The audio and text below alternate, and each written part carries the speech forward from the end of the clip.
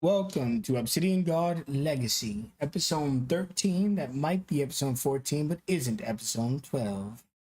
With that said, handling today's recap is none other than Drop Zone. Take us away. Last time, we find ourselves resting up inside of a temple to a god we have yet to comprehend. All we know is that the trials to obtain riches are born through suffering. And so suffer we shall as we press forward, deciding to see what leads at the end of this road. And the first thing we see is Valette being just yeeted away from us. And us in our confusion learn that her trial is done. And we say, okay, well, what's for us? Combat. Like any good party, no matter how peaceful we tend to be, we're also very good at beating stuff up. And so when the stone statues come to life and start throwing hands, we catch those hands. We eventually won and pressed even further onward to find us in a center chamber. I believe it was 10 pillars, I want to say. A number of pillars, each of them containing hieroglyphs and etchings telling a story. Initial impressions told us that this story was cyclical in nature. It almost looked like that the pillar to the right flowed just as easily as the pillar to the left, telling us that this was a cycle of sorts.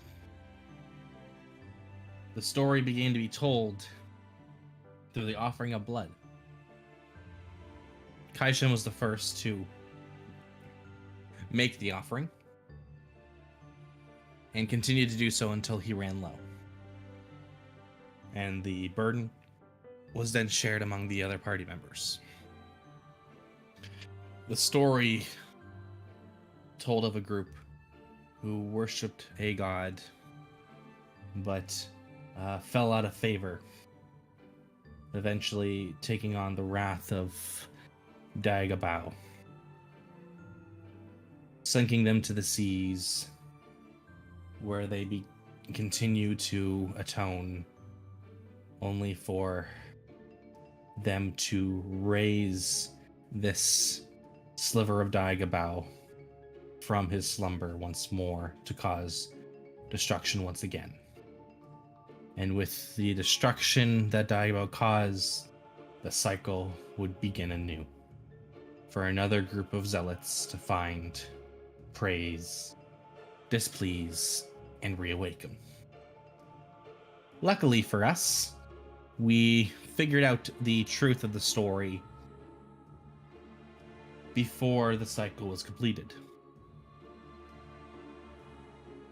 And as everyone began to put it together, Kaishin began to hear voices telling him to complete the trial, to obtain the power and the riches. Power can be useful. Even power born from an evil source could be used for good. Kaishin knew this wasn't right.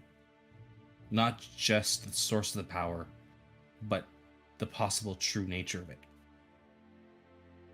Realizing that this was not what he would wish to awaken, he edged them. He gave them not quite enough blood to awaken, forcing the trial to end.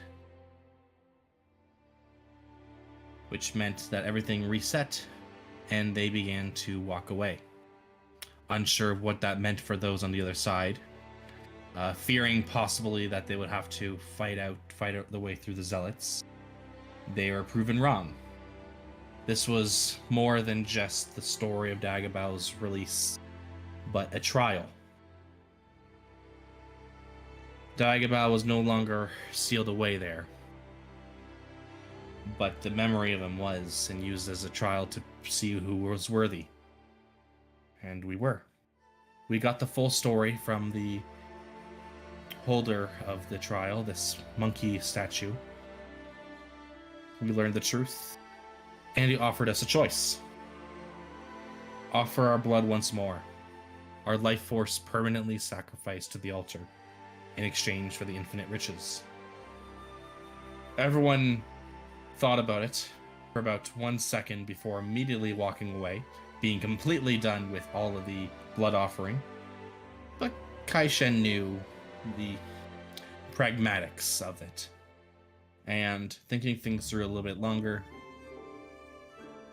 he did not hesitate to offer up his own life force, offering 3 HP worth to gain 3,000 gold permanently. Others thought he was crazy. He knew that pragmatically, gold ran the world, and so if they were to run the world, they would need the gold too. So they moved on. They returned to the sail wreck, reported on the incident, and realizing the dark nature, they destroyed the cavern entrance permanently, leaving whatever shell or ghost of the past permanently under the waves. Finally, we pulled a scam on the merchant that was trying to make a quick buck on whoever would listen. We scammed the scammer, reported the scammer, and got the scammer arrested. It was a very nice, quick turning story of redemption. And so, with another victory under our belt, we played Dance Dance Revolution until the night ended. And now we wake up, preparing our gear to set off in search of the traitor to the guard to prove that his legacy is done and our legacy is just beginning. Excellent. D2 plus 1.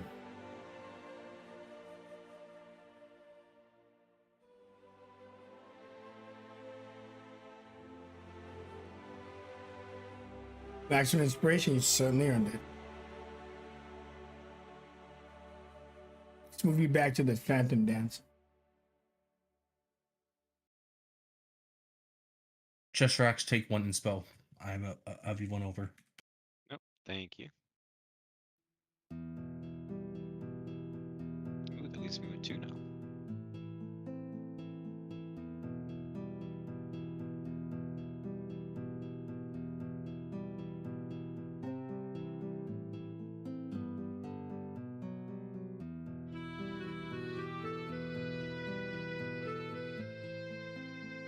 Okay. As you guys take to the night, you all complete a long rest. No hiccups, no issues. After your previous mission, you can consider it a full reset with the resources we have remaining. Let, I think you're the only one that hasn't got back your health. You should be back to max. Unless someone has a scene they want to do at nighttime, as Shen suggested, we could be picking up dawn, right in the morning. I'm sorry, what the fuck is happening in the bottom right corner? It's just ignore. No. Oh God. Just know that it was T-Direct's idea.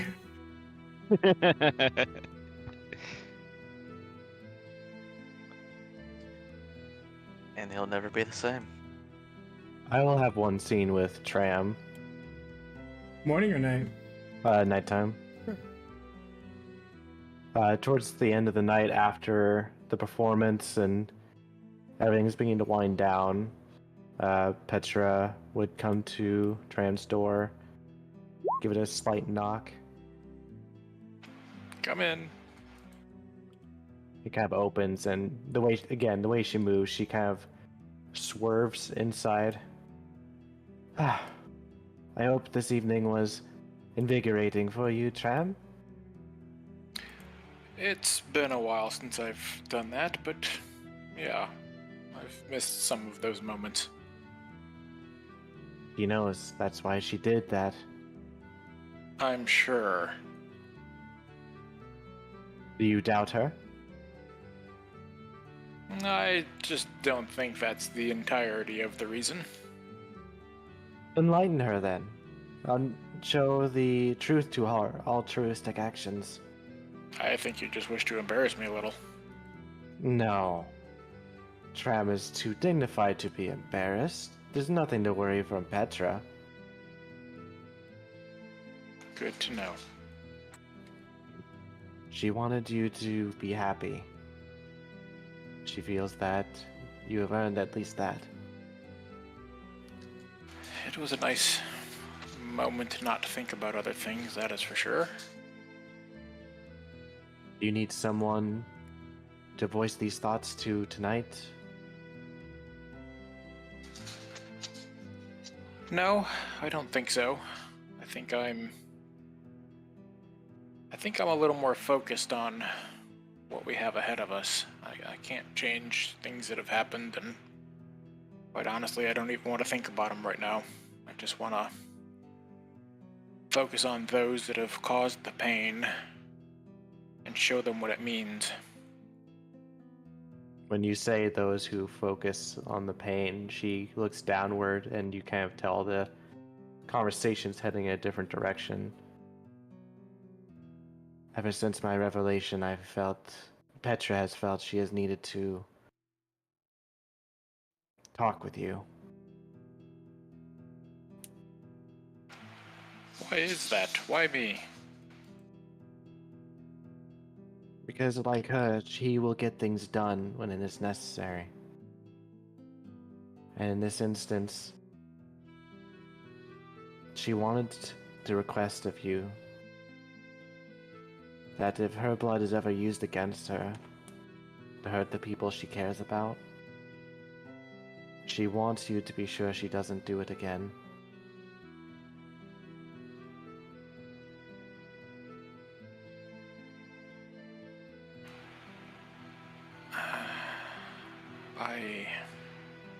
He just kind of nods.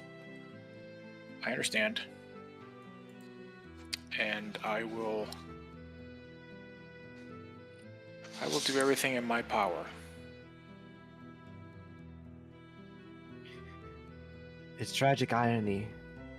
She has spent her life trying to safeguard the world from disposing of creatures that are too dangerous for this world to even grow. Petra has worked hard to be a creature that can be aligned with good. And now, because of her blood, it may take that choice away from her. I don't envy your situation, Petra, for you and those like you. I grew up in a relatively simple life, family around me, loved ones. I never had to give those choices a thought. The pain that you must have endured all that time. It is where I believe Petra believes the humanoid saying, "Play where the cards lie." There is no point in giving up or being morose, just simply accepting so we can move forward. Her people, they have this curse, but we will not let it define our final moments. He kind of sits up straight in the bed. Well, that is something that you and I definitely have in common then.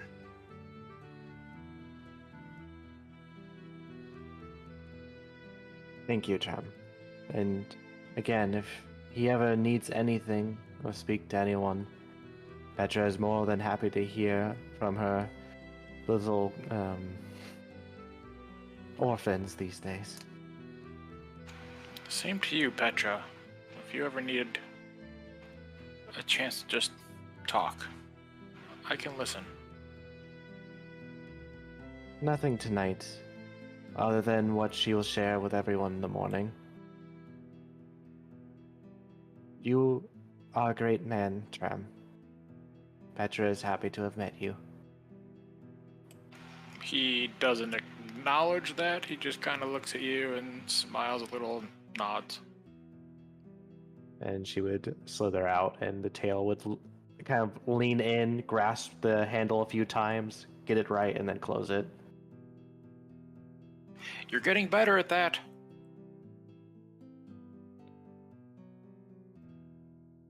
Okay. Before the night ends, there is a banging on Valette's door.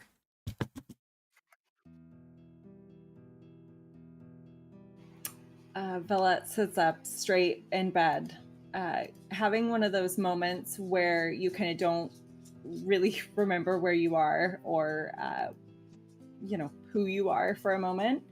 And then she'll stumble out of bed and head towards the door. My goodness, that banging! It feels so late. Please stop. Sorry.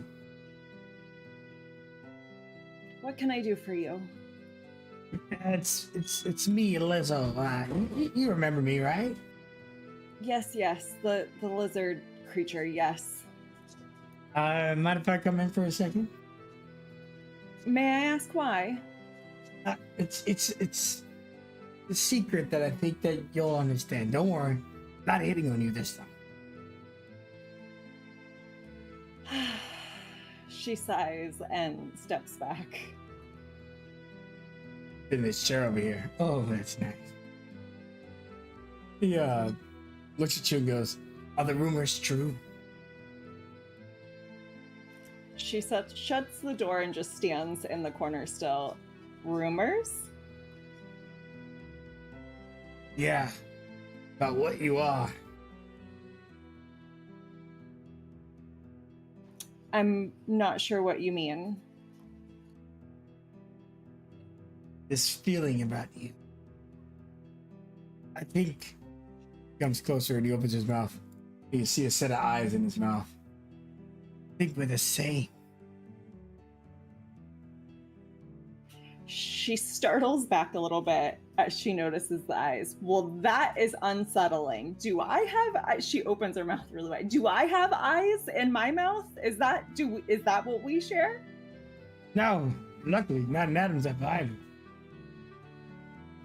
So what is it that we share? It's certainly not our supple skin tone. I don't know what I am. I think, he whispers, I think I'm a Mokomo. Ah, that is what you speak of. I have recently been informed that apparently that is indeed what I am. But I don't know if I could help you tell. I thought I was human until my stomach started stitching itself together, which I guess humans don't do. I don't know if anyone knows I'm even wearing a costume, so I wondered if that was the same for you or if you are unfitted. I mean, can you just like, is there a zipper on that thing? Because that's not how my thing was. But if there's like a zipper, I'm happy to look for a zipper if that's just like a costume you're wearing and you need help getting out of it. I do have a zipper, but don't open it. Okay. I wish I could tell you how to know what you are. I will certainly be seeking answers, and I will be happy to share them when I find them, if they may help. All right. Well, this was about as awkward as I thought it'd be. Thank you for waking me up in the middle of the night, and don't show anybody else those eyeballs. Those are deeply unsettling. Like, keep those to yourself, please. It's right. I'll never find any love ever. Maybe not with those. In the hallway, Graham, you hear a thud on the wall. Someone walks by. No one likes me. And Lizzo turns around the corner and sees Dagon leaving the room, and Dagon's like giving him all these signals of not going in the room, and he's like, "Go in there." No. All right. Mother of God. Don't worry about it. Probably best if you leave if you want to keep some of your sanity. He like, you bird boxed him. He jumps out the window. And Declan, he comes crashing down next to you since you're right above. That's right above the bar. You just see tentacles out the window as he slams up to the bar, hurts his back, and hits the ground. And then after like a whole 30-second delay, Daggett jumps by, missing him. Declan just looks back to Malamisha. Just another night at the bar, huh? Yeah, that's how we limit drinks to only 12 a day. Might need to lower it a little more. I was thinking 11, but I don't want to be stingy.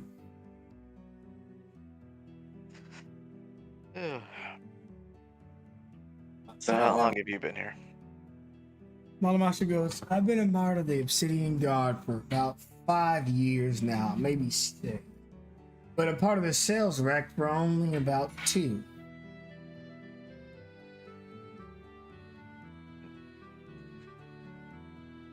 What keeps you going after everything? Well, I don't know how much you save people. There's always more people that need saving. And it's just kind of my calling. Some people tend to their fields, others tend to sheep. Some are cooks. Looks at Red Lobster. This is what I'll do until I'm too old to do it. At that point, hopefully I'll have a dragon's horde. I can just lay around me and my dick.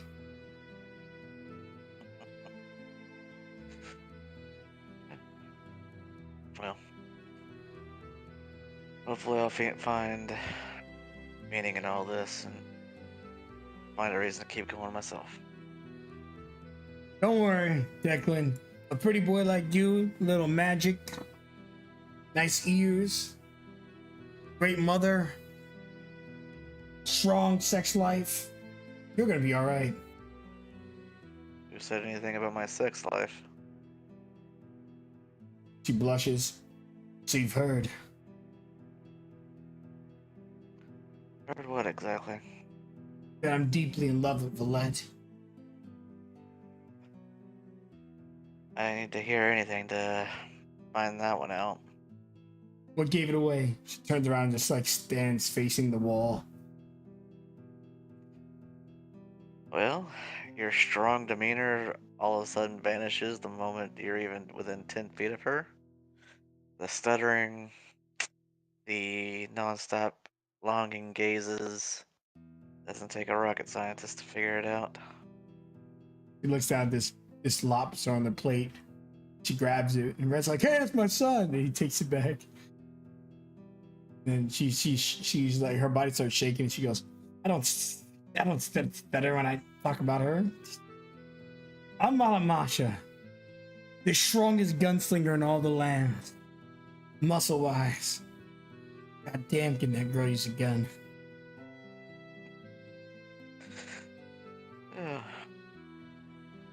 But that aside, if you really do feel that way about her, you should let her know. Rizzo just goes, yes. Spare her any dark secrets, Malamasha. She'll shame you to no end.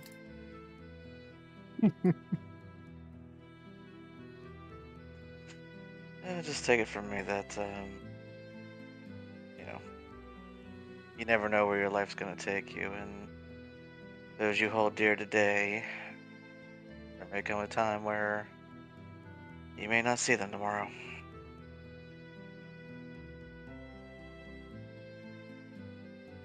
You see, Lizzo has like this weird cotton stuff, and he's like stuffing it in his coat. Don't worry about that. Nothing unusual. That's not blood, it's cotton. It doesn't belong to me either, but I'm saving them.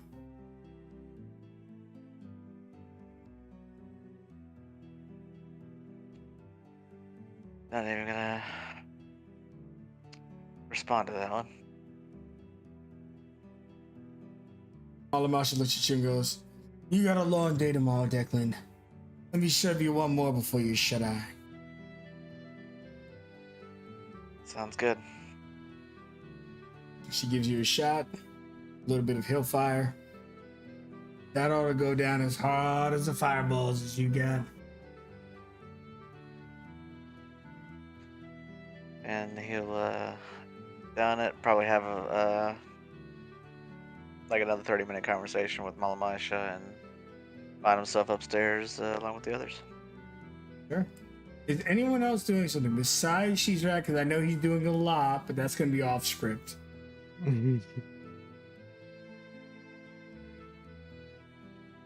Chesrox is good. He's kind of deep in thought. He's keeping to himself right now. Excellent. So it sounds like everyone's settled. Tram, go ahead. Tram's gonna wake up at some point in the middle of the night. Nightmare. He reaches for his sword, kind of wakes up in a cold sweat. Geno pool. He puts the sword back down, goes back to sleep. He wrote his name on your door just so you wouldn't forget. Alright, tomorrow does come, surprisingly. You all don't get murdered in your sleep. I know there was just people suspecting that would happen. And unless there's something in particular you want to do, we can assume everyone's down by the bar talking about their next moves. Go ahead and put this thing away. It's never here.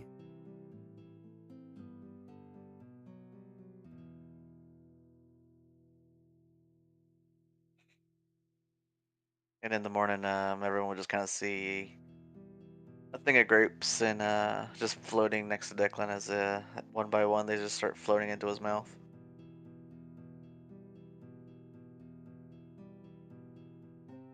Dagon's looking at you and wondering if you should intercept the grapes, but he doesn't do it.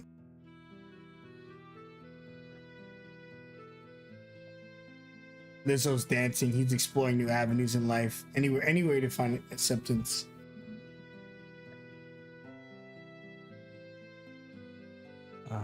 Kaishen kind of ends up back at the bar, gets a drink from Octavia, and kind of sits next to Declan and just goes, "Okay, so is this just for the convenience, or do you just like being pampered for no reason?"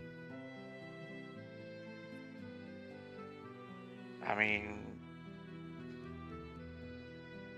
if I can have a willing servant feed me grapes, why shouldn't I? All the hands and feet waiting on you and all that stuff. I feel like it can get old after a while. Best to do things yourself, right? As he uses his tail to pick up grapes. All the convenience, none of the guilt. Who says there's any guilt?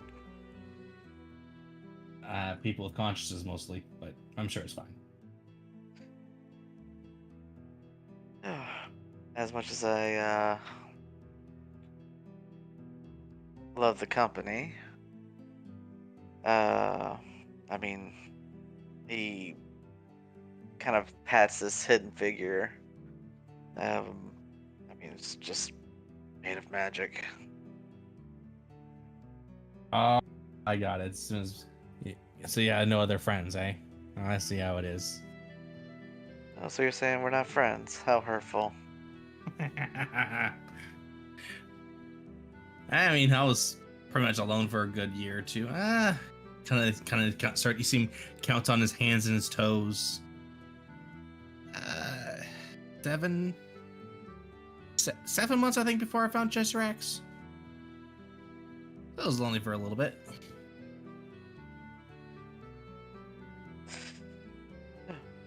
Well, after I ran from home, I was alone for about maybe 4 months before before I ran into you all. Oh, so you're a recent runaway. Not by choice, but just how things are.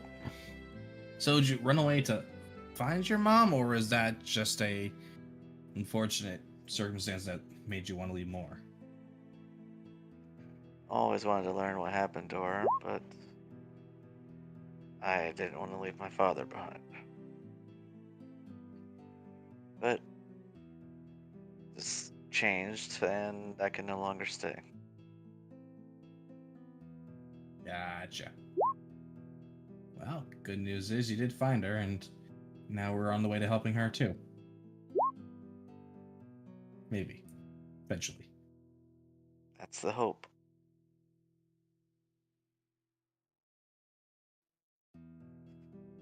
And he looks over to Tram and Petra. Morning, How'd you two Declan. sleep? How'd you two sleep? Mostly well. How about yourself? Decent enough. Can't complain. I don't know, bed's pretty comfy over here, I gotta say. Big enough for at least her body as well. She eventually slept, just lots of self-reflecting. Yeah, I remember what you learned. It'll get better with time. She just hopes she's wrong about the one question in her head. But that is not our problem today. We should reconvene together. This is going to be a battle worthy of our skills. She wants to make sure everyone is prepared.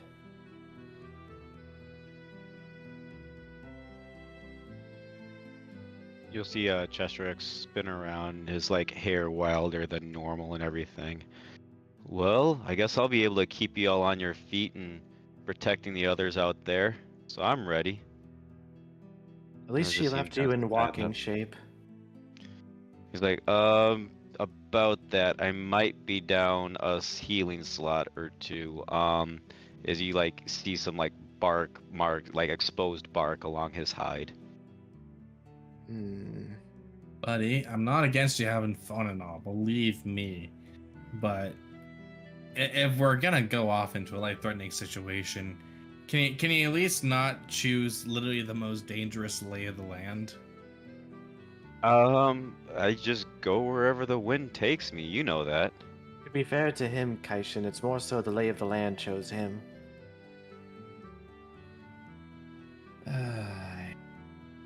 Besides, I'll never kiss and tell. We just cuddled. That is not what Petra heard through the walls. You'll just see him Bullshit. kind of like put up his hands and just shrug. When you see tentacles breaking windows, it raises an eyebrow. You see Chester X look back at him. Well, I mean, I just discovered those creatures this week. I haven't seen one before, so I wanted to see if I could change into one or not.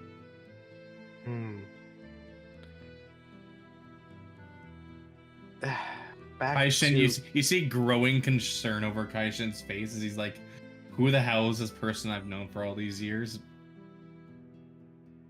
He just kind of gives you. Where is the Chester Axe he knew that was just playing with plants and animals? I mean, technically, he's still doing that. A quick refresher. Captain Octavia Malamusha, what can you tell us of the man's capabilities that we'll be fighting? Captain Octavia is he just looks exhausted. Leans against the wall. Well, we know that he has some level of control over gravity. And that he wears heavy armor and is a swordsman. And of course, like the rest of us, he has an Obsidian guard ring. Whether it functions for him or not, 50-50.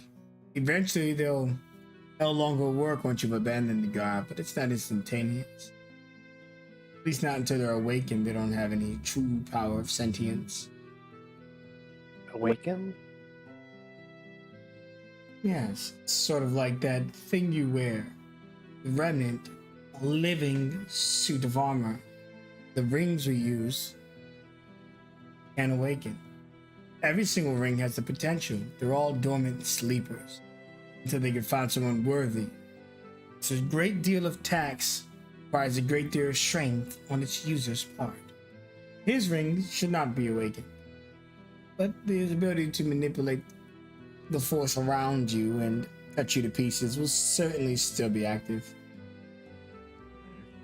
Maybe if we force him to use it too much, it will render itself useless. Possible. Too much of anything is bad. Hearing all that, is there any strategies or information we want to share with each other before we go in? Kaishan kind of looks over. You see him like counting the spells he knows. He's like, I mean, I can make you big. I can make you invisible. If you hold him in place, I can make it hurt. Petroblender? Essentially. Chester X kind of leans over. Captain, this ring, is it usually made of metal? Yes, they are, but they're impervious to spells. As if she's already reading his mind, he just kind of looks disappointed. That thing you did to my eye patch, the little metal bits on it, won't work. Well, that was just a lesser form of it. Just a tickle. Quite entertaining, I lied. He just gives another big grin of like faintly green colored teeth. All right, oh, all right, you guys carry on. Huh? What? Bella turns around, like right as she comes up, or like right as she turns around, like so she misses seeing her. She like just shrugs, like, "Oh, it's weird." There's a bin right here by the stage with garbage is in it. Lizzo's inside of it. He's just staring at Villette with such hate and anger. And he says under his breath, "This is how villains are born."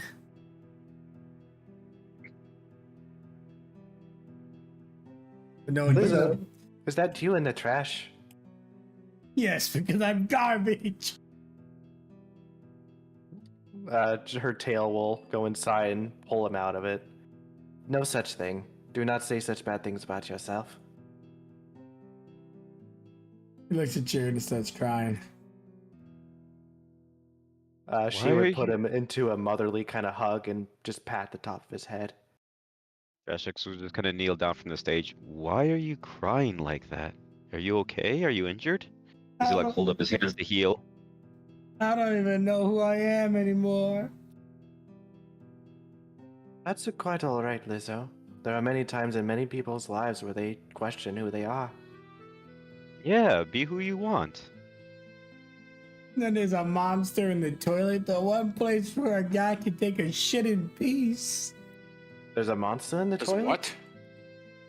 Something in there. Can you point us to where it is? Shot water right up my ass. Wait. Tram approaches the bathroom with a sword and shield out. Your perception check. You enter.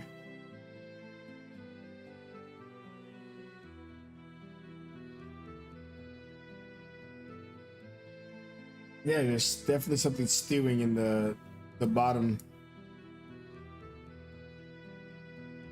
This is the right one, Captain right? Octavia, Yeah, is there supposed to be something in here? I mean, define Other- in there.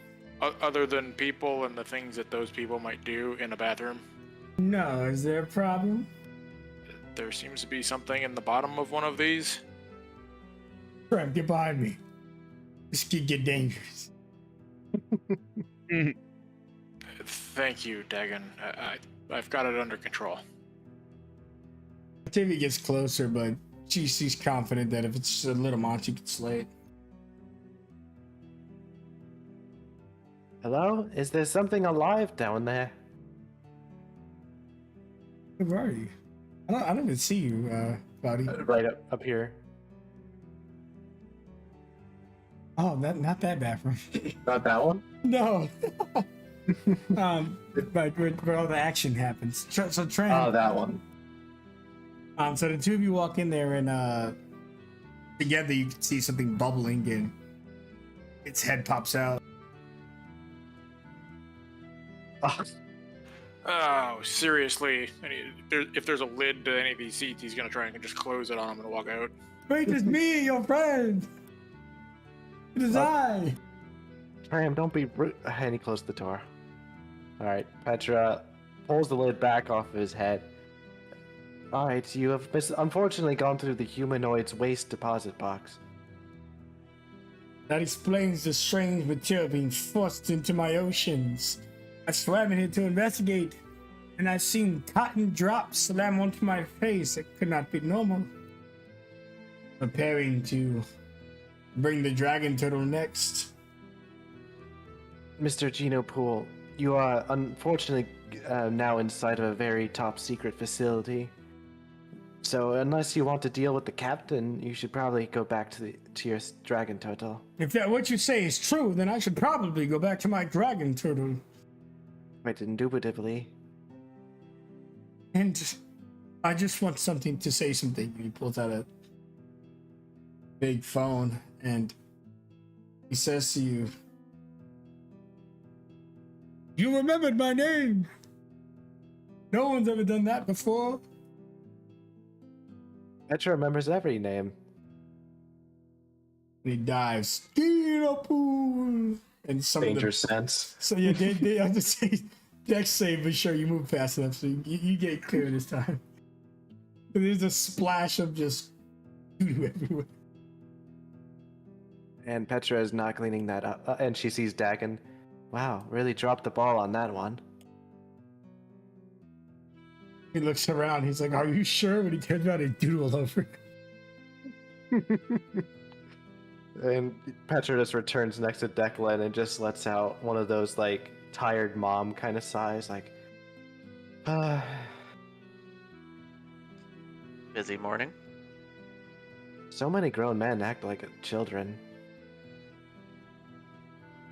I wouldn't know anything about that at all. And that's the moment where she, like, slowly looks at you.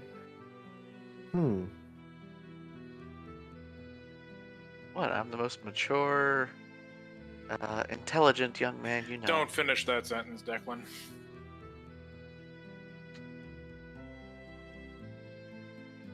I'm feeling Indeed. attacked.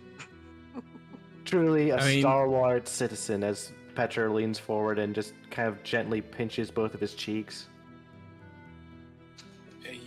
You're a good man, Declan. Let's leave it at that. Yeah, good on you. Traveling 4 months all by your own just to find your mom. You missed hers that much. Good for you, mama's boy. Yeah. Laugh it up. Oh, Hey, I her will. mother is a wonderful individual, might I Oh, add. she is. Might Petra add. Oh, no. I'm not saying she isn't amazing. She is. I'm But it just does saying that's explain also a lot of funny. his behaviors.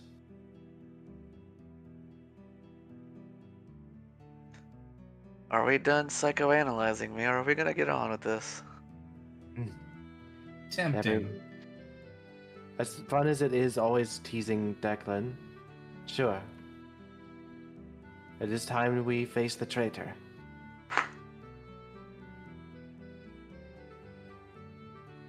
Great. Now let's get on with it.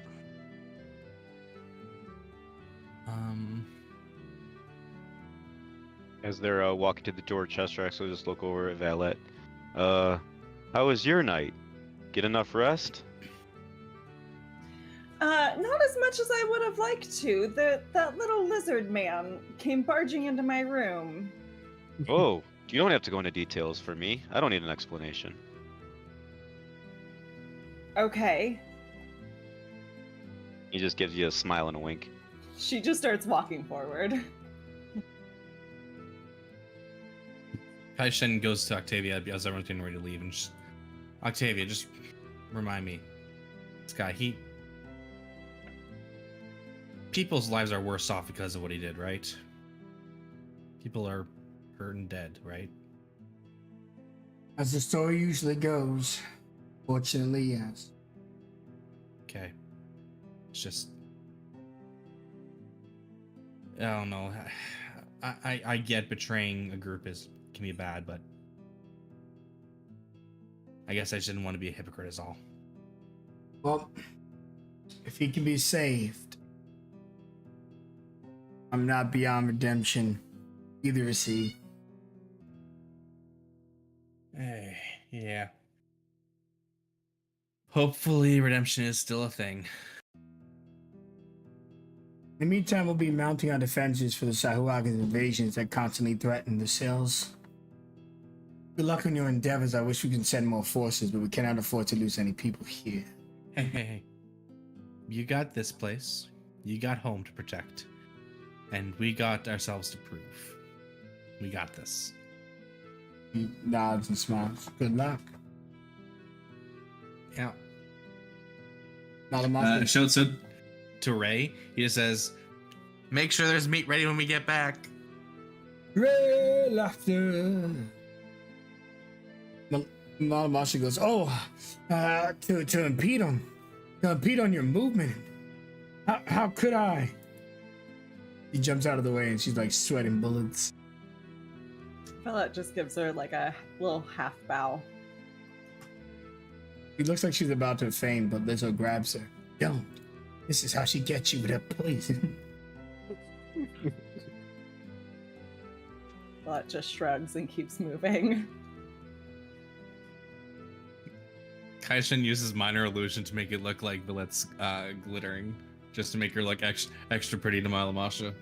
Mala's like almost loses her gun. And Lizzo's like, never lose grip of your dick, Mala, or it's over. He just barely holds on. Just like that, the most honorable party makes it back to the top and ready to set the fuck out. Is there anything you want to do? We already handled all the purchases and stuff, right? I think so. Yep, The bomb. Talk of the bomb book. Did we settle it? Yes. That was a question for Villette on her return. Villette, would you be interested in learning how to make bombs? You're asking me if I would be interested in learning how to blow shit up. I mean, listen. Declan's got the blowing part covered. We want to know if you want to do the explosion part of that. Yes, please. Very much. Okay. So that costs... I'm where is 500. it? It's 500. Ooh, I'm expensive. Don't worry, well, we still got 1,800 gold of my blood money. Fantastic. You'll have to tell me about that one of these days. Better Oh, you don't. Oh yeah, I'm minus 3 HP permanently. Oh, good. I guess on their way to the docks, Declan would walk up next to Valette. So, any luck with your memory returning? It seems that perhaps it won't at all. I am not what I thought I was. What do you mean? I am not a human. And he just kind of like looks to either side of your head. You don't seem to be half elvish. You certainly look quite human. What do you? I'm not following. Appearances can be deceiving, my friend. Apparently, I am what is known as a Mokomo, though you may not know what that is. I don't think I've ever heard of them. Have we established how much Valette knows of what she is? Because I wouldn't assume that she would just like come with all of that knowledge. Mokomos are a mystery even to themselves. They're very rare, not as rare as Naga, but they're usually young. You look like a grown ass woman, so you're kind of an exception. Now Lizzo looks like a grown man, but we know that he's got a tiny set of eyes in his mouth, so he's probably young as well. Yeah, it's hard to tell. So Valette would just kind of shrug. A fey creature of a kind, I believe. I believe I may be your friend Akora? That is whose armor I came out of? I believe I may be a metamorphosis of his. He was taken too soon, and perhaps that is why I am here. Holy shit, Jesserax. I thought you were fucking goofing, but you're right. She literally came out of cocoon. He just shakes his head. She came out of cocoon completely different before. She emerged as a beautiful butterfly. I don't even know why you questioned to begin with. This Cheserax is a wise man. She gets it. And he like goes in for like a quick high five. She gives you a fist bump because she doesn't understand. So it's definitely an awkward like fist bump, high five type hit. Yep. I think you just see Declan kind of like out with a notebook and pencil, and just kind of jotting down notes, and you just hear him say, "Okomo, Bay," and he just jots down a bunch of. Excuse me. Are you keeping notes on us all? Just things I am interested in learning more about. There's Petra in there. I have a few pages dedicated to you. Oh. Is it because she has a long tail? It would take up a lot of pages to draw. I'm not. Well, I mean, there are a few doodles, but not really. Not really full-on artistic drawings. But I'm very interested in your people, and now I'd like to learn about the Mokomo.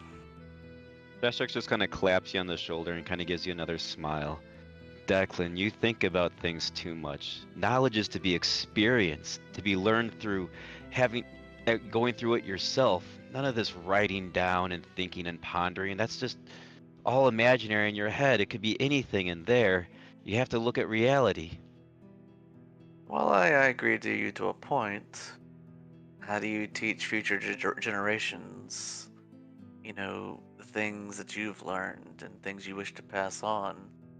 That is the purpose of writing down knowledge, or else things can be lost, forgotten. You pass along stories. You share your experiences with others as you go through life with them. Everyone passes each other by and they share a little bit of themselves each time. It doesn't have to come from a book or written down. I have a feeling our travels together will give you much information about Mokomos. Use Cheshirax as a point of grounding, not as a teacher. He thought he could teach me wild shapes, so he pushed me into a wolf. What are you talking about? That was fantastic. I felt like that was a very wise and well put lecture. Like I feel inspired to live in the moment. Like I said, he's got a good head. I'm not saying he doesn't. He also thought he could teach me how to turn into a wolf by pushing me into a pack of wolves. I think your primate companion is criticizing you. Well, I do it all the time. He's just jealous, although he almost figured out how to turn into a fish when I pushed him into that river. I nearly drowned is what I did, you goof. I'm sure you certainly sunk or swam, and you're here today, so you must have swam. Alec gets it. Or the butterfly gets it. Kaishen kind of rubs his temples, kind of remembering all the dumb things that Cheshirax did while they were first getting to know each other. Like, if Declan, you see the equivalent of Vietnam flashbacks. Just like him going through all the memories in his head. And it's just like, you're glad I like you, you chunk of wood. He just kind of goes in and gives you a quick toss of the hair and a big hug. Likewise, and just kind of walks along the planks with you. And Valette would feel a hand on top of her head as Petra gently places her palm and ruffles her hair a bit.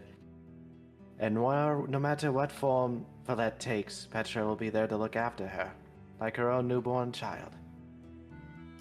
Thank you, but I could do without the hair ruffling. It tangles so easily. Please stop.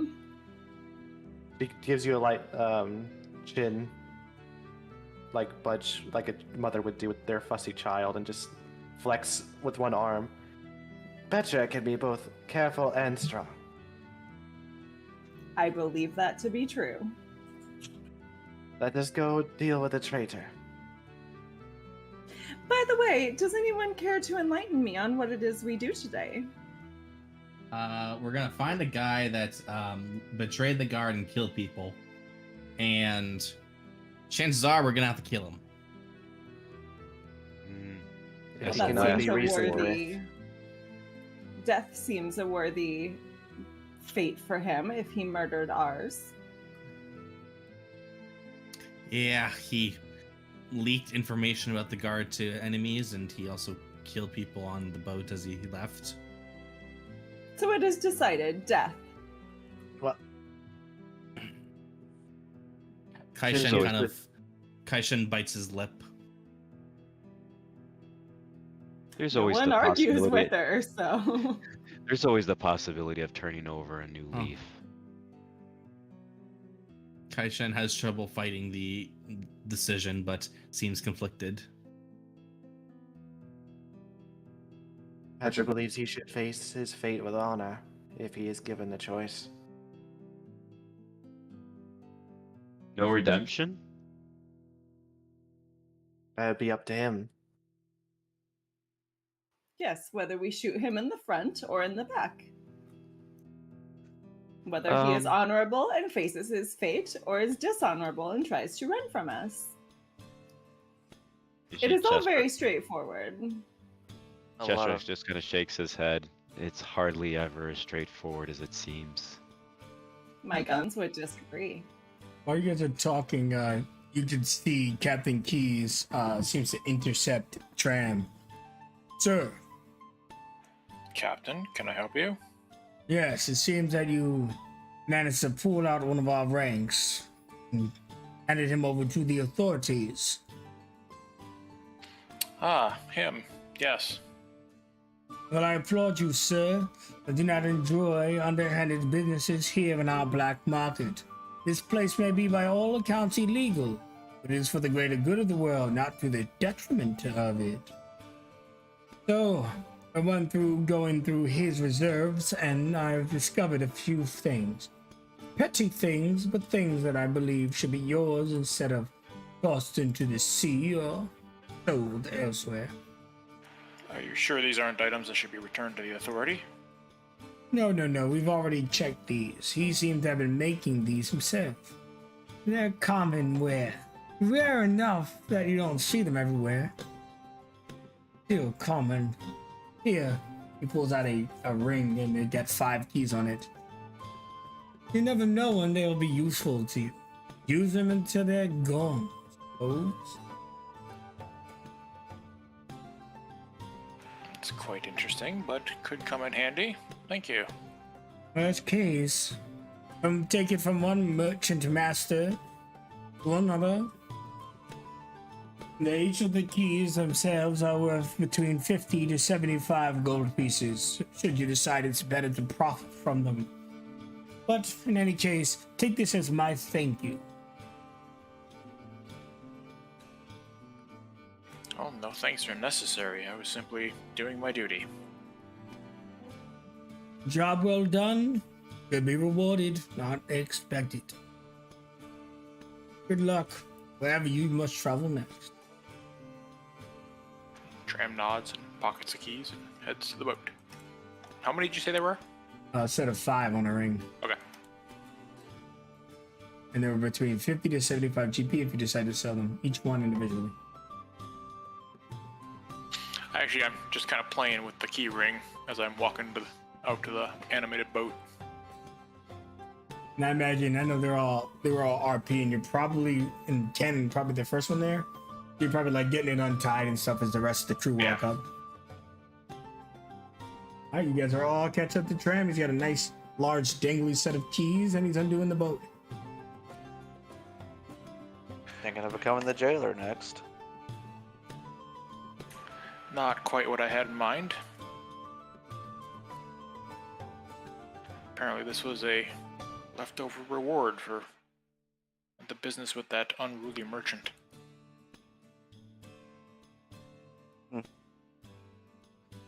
Always nice to be thanked for a job well done.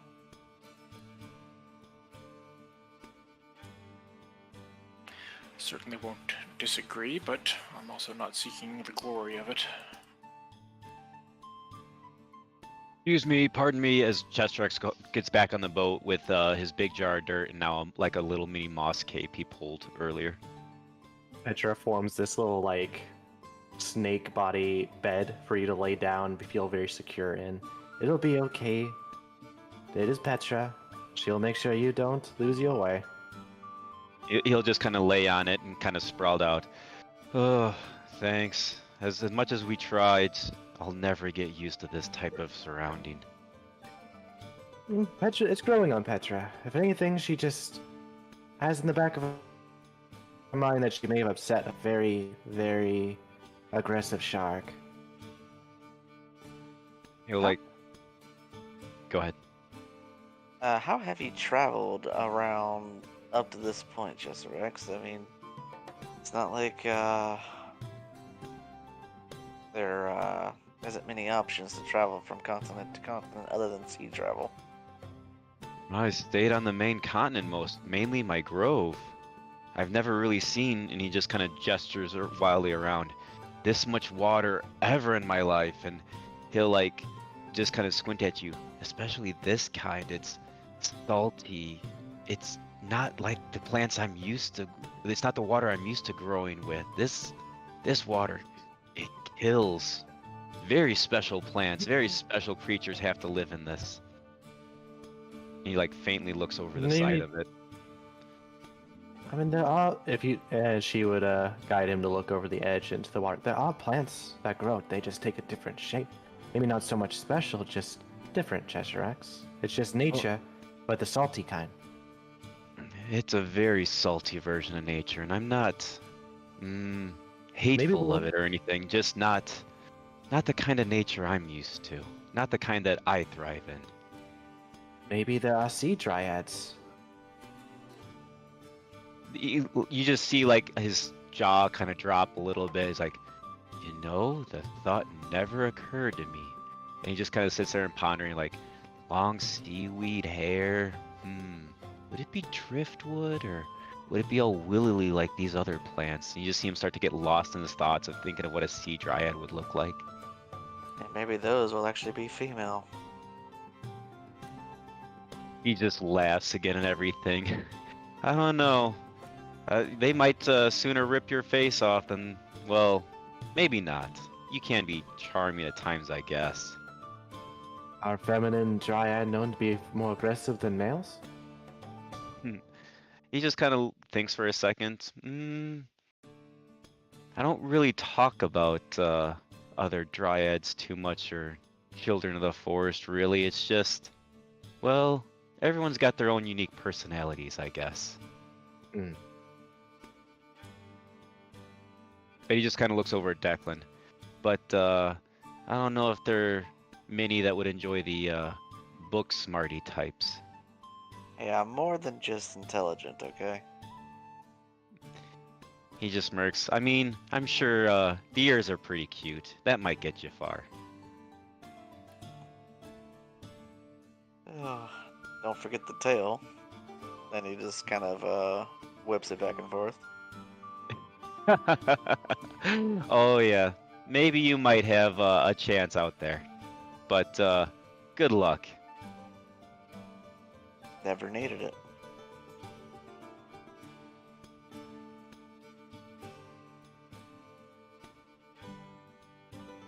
And he'll just leave it at that. Survival checks to your destination. Okay. Ooh, we're off to a solid start, my friend. Oh. We're coming back, coming back. Ain't gonna lie, they had no. The great equalizer. Great equalizer. 1, 2, 3, 4, 5. Ooh.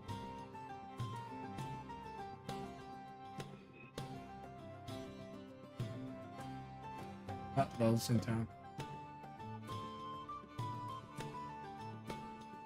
What is 12.5 times 6? What is that? What number is that?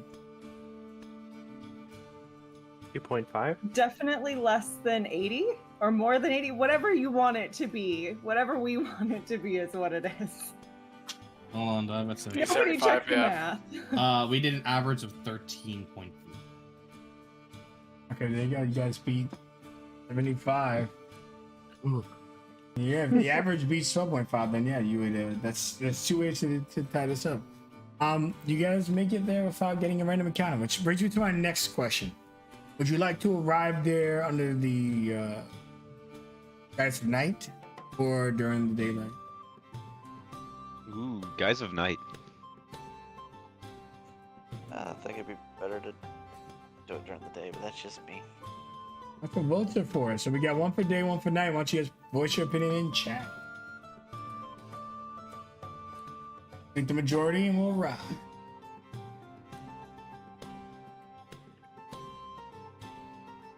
Should have probably asked if he was human or something. Oh well. I mean, we have his picture. He looks Yeah. human. Maybe at most half elf. So does Villette. Fair enough. Yeah, how many times do I gotta tell you guys? Appearances can be deceiving. So does Very true. So does Tran. He's definitely not even either. Oh yeah, you're Nephilim, right? Indeed. I keep forgetting Rex that. is still figuring that out. Oh, We're split down the middle. Got a weird feeling about Tram because he's out of this earth. Are we split down the middle? I'll switch to day so we just have a definitive answer. Actually, Declan voted twice. He voted for night and day, so night wins. No, I didn't. What are you talking about? Are you confusing someone else's token? Wait, why is your name Declan Knight? Oh, No. You're funny. okay, yeah, there we go. It went over my head at first. It's weird because your name tag in game is Declan Shade, and then in chat it's Declan Knight. That's sus. Real sus. So day one, right? Mm-hmm. Time to change up what the map looks like. New maps.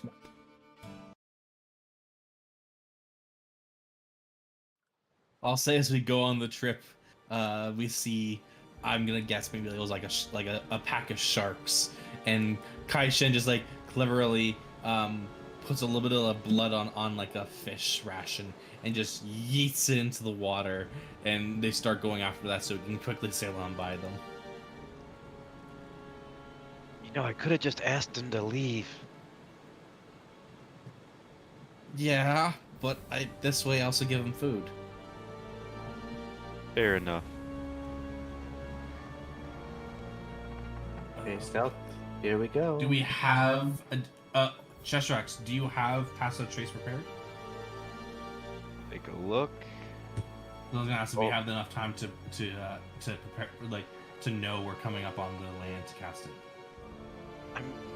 I don't want to meta too much. If he knew it was going to be a sneaky mission, he would have, but I don't have her prepared. Fair enough.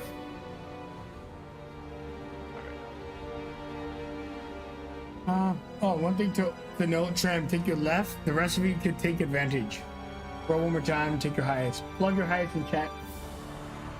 Since you beat the survival check, we're going to assume that you came in at the most optimal position, so you all get advantage. For some of you, that just means a flat. Oh, nice. Do you want individual or total? Do you want me to sum it up? I mean, the average and the total both work. So. Just like with the survival check.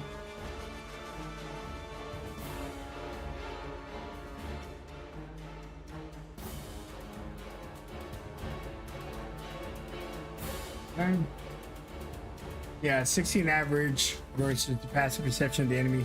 Yeah, you guys are good. So as you guys pull up on the island hideout, you can see that there are a few individuals packing up outside, pulling in boat, moving around supplies, some scouts. They haven't noticed you. I put you behind a rock since you did make your stealth check. But we're going to assume that you're in a position where you can peek over the rock and kind of get the lay of the land and understand what's going on. And well, I should ask, you guys have vision on the map, right? Mm-hmm. Yes. Okay. Again, your animated boat is kind of docked up behind this rock, and then We could assume that you guys may be even on the rock in order to be able to peek over the edge while still next to your boat. And now you can Okay. plan and strategize. Looking over, he kind of whispers to the group. Don't see our guy. He could be in one of the huts, or I see a cave over there. He could be inside as well.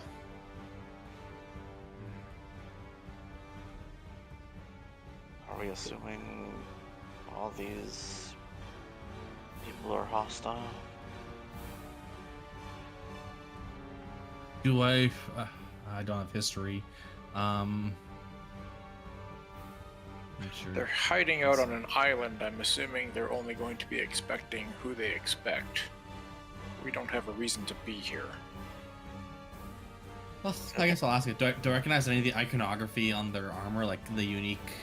Because it looks like they're wearing fairly unique helmets. So they're not actually wearing those helmets. That's just stock 5e. But you guys can give me two options: history, because then you can, like you said, the iconography and other stuff, or an insight to just kind of zone in on what they're up to right now. I'll take care of history. I have proficiency, so I can help Declan. I have history proficiency also. So we'll give one of you guys have an advantage, and then it looks like, does anyone have an advantage for Shen's insight or no? Negative. No one else? Okay, so I mean, 16 is pretty good. Nice. So I answered both of your questions. We'll start with Shen, who rolled first. Shen, you can see that it appears like they are bundling up weapons of war. This scout, you begin to be able to read her lips a little bit with your combination of your perception and your insight. As she's talking, you can see her talking about moving these weapons to a Sahuagin lair. You're not sure if that's exactly what you picked up, but they're definitely doing either a sell or a transfer of goods, so they can be in league with the Sahuagin or at least selling to them. I know shady shit. I've seen a warmonger in my life.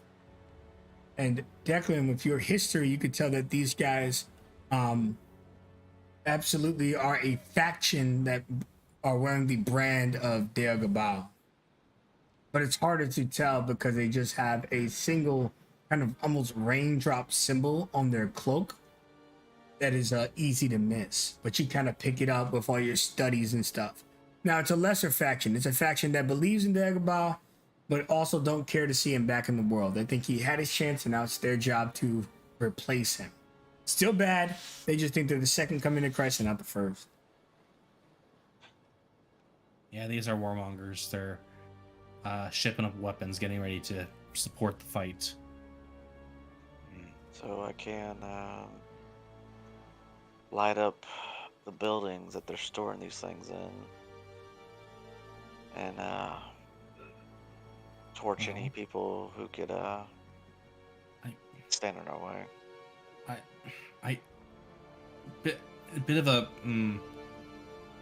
okay, this is a thought in my head. I'm not saying it's a good idea, but I'll say it out loud just so we can confirm it's a bad idea. What if we let them gather their stuff on the boat, and as soon as they set off into the water, we hit the kaboom button? Sink the stuff, put them in a bad position.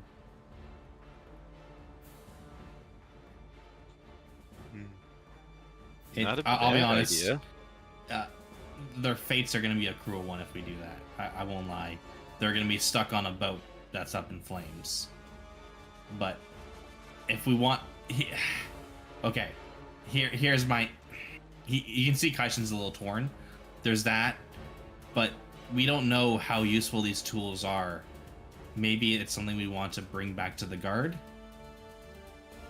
I have 2 issues with that plan. Please. 1, you just mentioned. 2, these people are followers of Diagabal. It's possible that they have some sort of blessing or the sea's favor. Who's to say they don't have control over water to put that fire out? I'll be honest, I had a feeling it was a bad idea. I couldn't pinpoint why, so thank you. It's just a hunch. Alright, either way, let's shift back to plan A. We need to.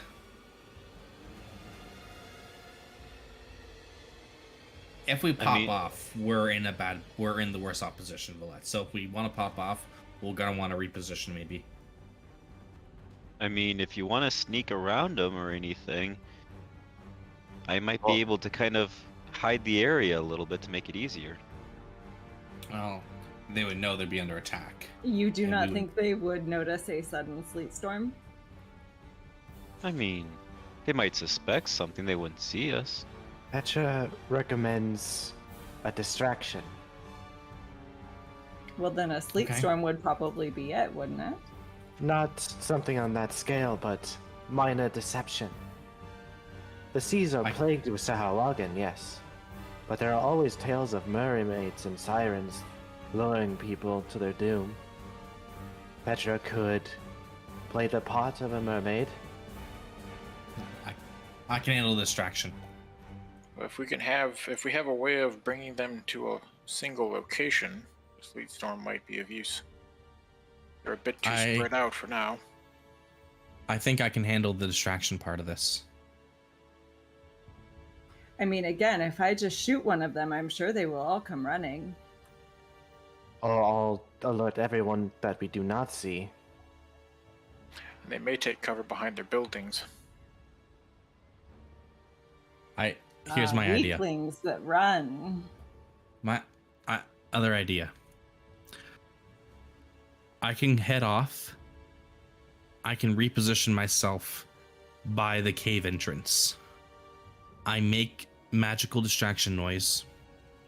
Get everyone spooked in the opposite direction of us. Their heads are turned. They regroup a different way. Perhaps even big guy comes out. Either way, their attention is away from you guys to position and pop off. I'm just afraid of you being too close, 'cause we don't know where Head Honcho is. Oh, I can. And I don't want to get overwhelmed by fighting everyone outside and inside.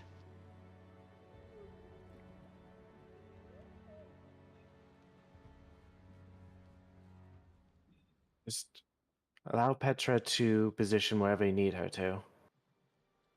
But if we move from this location, we may give up our element of surprise. That's why I don't typically like the aggressive approach, but I do feel it might be the better. But that is my opinion.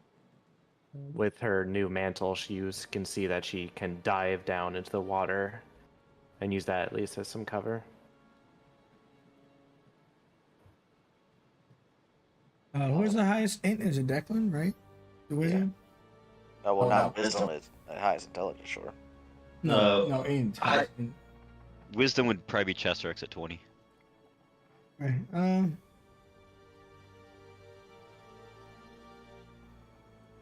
Oh, she's trying to give me a survival check and Declan investigation.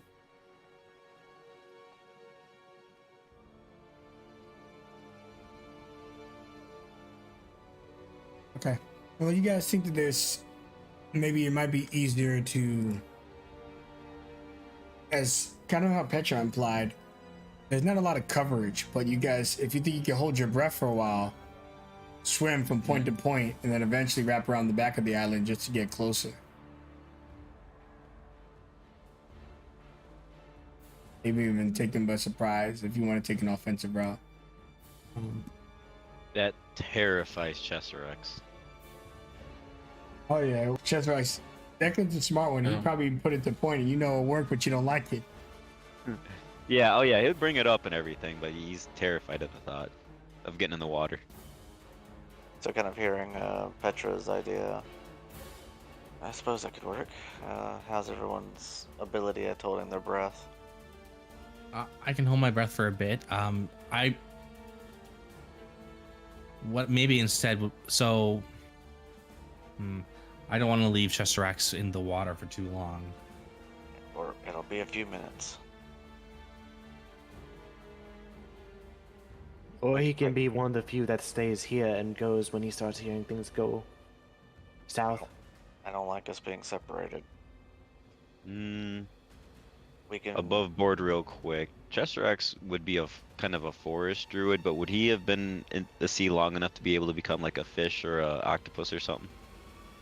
I think swim speed unlocks at level 6, I want to say, or is it level 4? Oh, you're right. That's right. You don't got swim speed.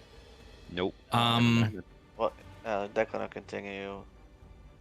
All we gotta do is swim around. We can take a break behind that rock, and then we can continue. Hey, Just a- Chester X, how would you feel about swimming but head above water? I can keep you safe, but head would be above water. Give him a persuasion roll.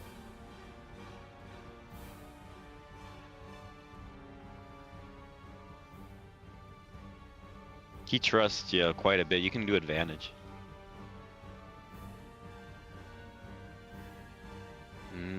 I'm gonna stay right next to you, okay? Okay, guys, I'll stay I'll stay with him. I'll wait him through the water. I'll make us invisible. I can make both of us invisible. We can reposition.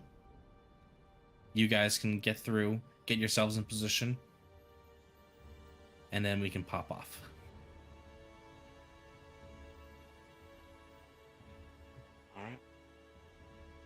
Right, follow What kind of- Petra then. What kind of gear are these people wearing?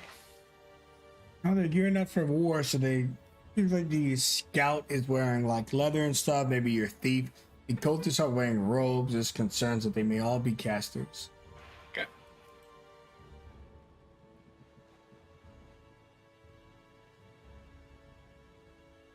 Actually, you're going to third level. Good. ahead. Myself and Chester X are now invisible. Okay. Because of how far you are in the water, Chitarax and Sheni don't owe me another stealth. The rest of you, because they're not aware of your presence, will serve advantage on yourself, but I do need a stealth roll to the rock. You fail, it's okay as long as most of the party succeeds, or rather half.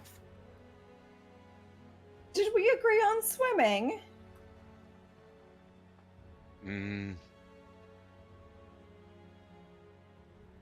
Boat shakes his head up and down.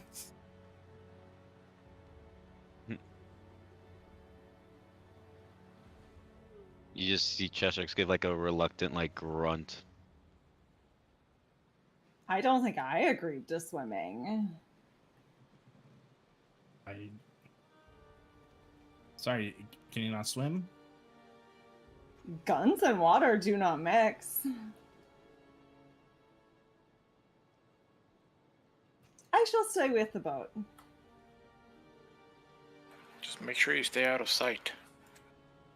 Now, Sheni had concerns about leaving. She's right, but a sniper on the rocks probably not even a bad idea to leave her. I shall be fine. Taking that into consideration with Sen and Shizarak, and the fact that these guys' passes are 12, I will give you guys a W. At the very least, they'll add 2 to the your results or more. Tram's gonna be 30 feet under the surface. He's got the pearl. And I got the mantle. So you guys would make it to the next rock. Again, Shen and Shizarak are able to make it easily. When you guys get to the edge, what's the highest passive? Because you might be able to pick up on the cultist conversation, but the water makes it a little difficult. 18. 18, okay, so you get to the edge over here, and you can hear the cultists. We'll have to move out soon. Taiwagan plan on attacking the cell wreck first thing in the morning. And night draws in a few hours. And then the other one goes, but what if Captain Octavia is still there? There's rumors that she plans to attack this place. We need to clear out our cells by the morning. That's why we're packing up everything downstairs. Understood. So Octavia's there, she'll certainly repel us again. Don't worry. Even if she is there, we've got a plan. How much? By the way, how much do you get paid? We're not allowed to talk about our compensation, but it's more than you. All right. That's kind of what you pick up. He kind of heads over and whispers to Petra Declan is that they seem to have a plan to attack the sail wreck They may have information, depending on how things go. If things end up, we can take one alive to interrogate. May be wise.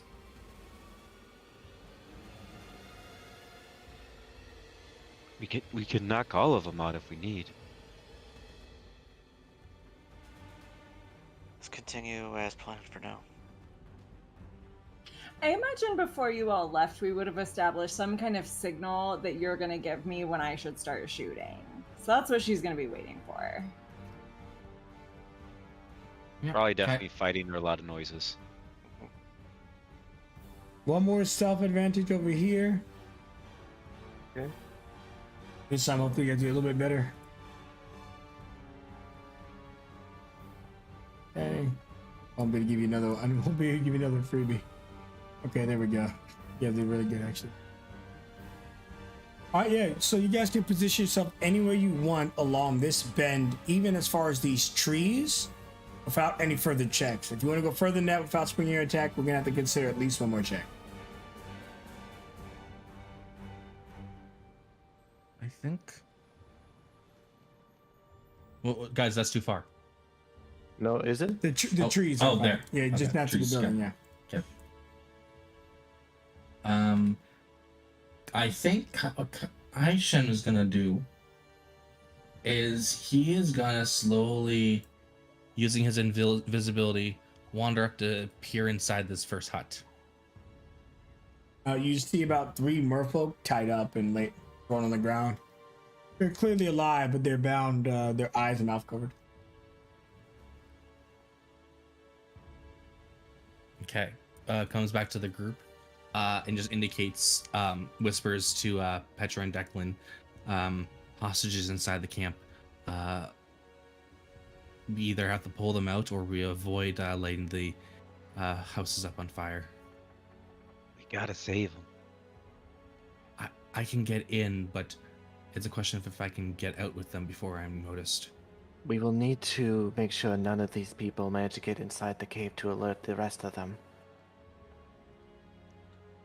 If you can get them out, I can at least contain the explosion to the evacuated building and this first group here. Peering in, do I see a direct route where I can get in, untie them, get out? Yeah, I mean, the window you're looking in, it's small, but you know, acrobatics into there. It would be enough And to kind of when I'm inside, would I be under total cover from the group? So around these the kind corner? of houses don't really have like conventional doors, so it's just kind of an open kind of floor plan to an extent. But I mean, they won't be able to see you, but it's possible that they can that they'll be able to hear you since there's no door. Yeah, that's just gonna wrap back to your stealth/acrobatics. Okay. I'm gonna make the go. Well, I'm gonna check something. It'll be a skill challenge of your choice of acrobatics or stealth, but you need to do acrobatics at least once. But it's 3 checks of your choice. That's fine. First one coming out, I will burn 1 inspo for the entry. For minor skill challenges, 1 inspo will get the entire challenge advantage. For major ones, Fair enough. it's only individuals. Fair enough. 19. Okay, just roll them all out at once. Okay. Oh, well, that's the second set and third set. Okay. Have at the everyone walk me through the description. You're gonna succeed. What you see happen is he gestures to Tram to kind of be ready to help pull people. Actually, he gestures to Petra. He has her kind of position herself so she can use her tail to kind of catch people on the downfall out of the window. Snake parachute, I suppose. Exactly. And you see him kind of slowly. You guys see that. I don't think he's used these tools yet in his life with you guys, but you see very quickly that that the window definitely opens, and it almost looks like that he put a little bit of grease. He put some WD-40 on so he knew that it wouldn't creak. You see him kind of creak it open, and you don't even hear any noise as he enters. And he slowly kind of gets each people. He definitely unties them with a dagger, and again with them still mouths bound, all they hear whispered in their ear as they wake up is, "Extracts here. Stay quiet." There's a good thing left their mouth bound initially. They kind of panic a little bit, but once you talk to them, they calm down. They feel the softness of skin, even though it's invisible. Just kind of let them know that there is someone here, and gestures and deftly kind of pushes them and gives them a lift out of the window onto the Petra parachute to kind of give them a soft landing. Kind of like a slide right over here. You can assume she's racking Declan, gets them behind full cover out thereafter. I guess yeah. that's your signal, Declan. Alright, and I think where he needs to be at, what might be like either, I think like right here to get the best angle. He's wanting to launch like a fireball like right up in here. Okay, Uh, good. Is there anything else? Sorry, anything that can take out of that house that was of value? I mean, there's a lot of just general supplies, nothing serious. Okay. Nothing too concerned. So yeah, then you're good. You'll pat on the back. Yeah, he's wanting to catch basically this entire building on fire, that boat, and like the fireball kind of extending out to that person, but Do we not know? catch. He's Do not. we know use about the- this cabin yet? Yeah, I'm not I- wanting to catch that on fire. Yeah, I mean, I just dropped it down. You have control of it. You can also use the new measure tool. Yeah, we could. But that's cool too. Yeah, I was telling Shay that eventually we have to phase out our things. Never. The measure tools, it's not perfect yet. Perfect. It's off a No. little bit. It's It's a basic. good estimator. Yeah, they'll improve it. So yeah, roll out your fireball as it just spews out and explodes onto these guys. All right.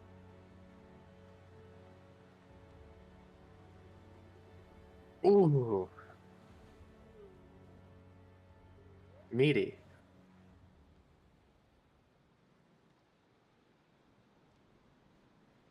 Oh my god. All right, as your fireball explodes, we're gonna roll into initiative. You guys have a surprise round, so you still may be able to clean it up fast. The house on the right side does catch fire, as well as the immediate palm tree. I'll set that up, but let me get you guys an initiative so you can start acting and thinking.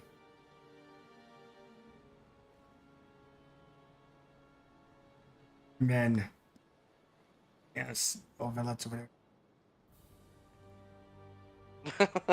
Yeah, one hell of a signal. But let's just letting them wonder, like after they left, it's like they didn't tell me what the signal was. She was like filing her nails, polishing her guns, like just hanging out. Like, oh shit, okay, guess it's go time.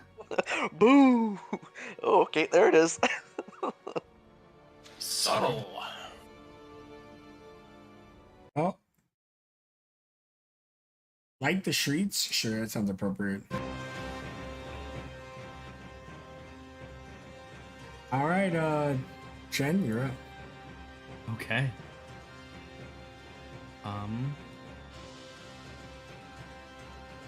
I will just give this cultist, I think, a good old snipe from the shadows. Actually, do I have any reason to want to stay invisible? Waiting for the big guy. Recon below. Completely up to you. Totally. Nah, I'll pop off. I'll give him an arrow. All right, invisible to advantage for a 25 to hit No, you shouldn't. for 8 piercing. Oh, sorry, cultist by the boat. Okay. No, you like the fire explodes. He looks, his clothes catch on fire, and he's getting ready to jump in the water. And then as he leaps, pull him.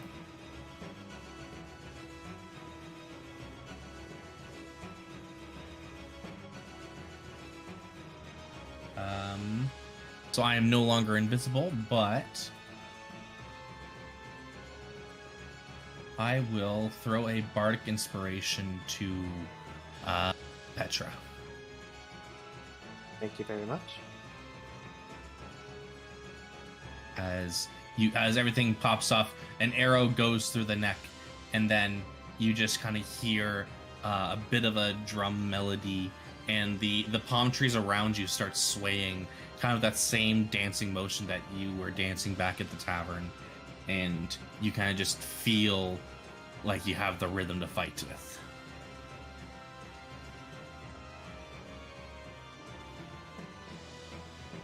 Get in spell. Exactly. You felt like you just took a turn, but now you get your second one. Alright. 5, 10, 15, 20, 30. Can you get to this scout over here? Yeah, they'll still have cover, but yes. Alright. Throw a firebolt. Oh, no, not with advantage, it's 17. I mean, they're surprised, so it is advantage. Yeah. I guess what they have. Until they pass their turn in. Yeah, that hits. For a 9. She turns around, draws her bow at you, but you don't have to draw a bow, you just release the fire. Goes right through her heart, she falls down. And, yep, just taking cover behind this burning building. Marveling at your work. Alright, Valette, you see that these two guys look like that. One of them looks like they're gonna beeline towards the cave. The left side guy. Okay, that's who we are going to take aim at. And take out Trusty Bonnie.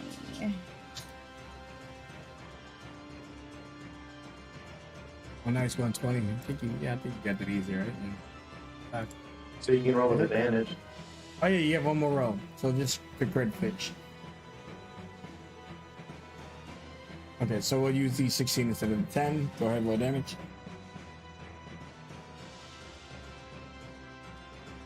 Alright, you pop him in his shoulder for 4 damage.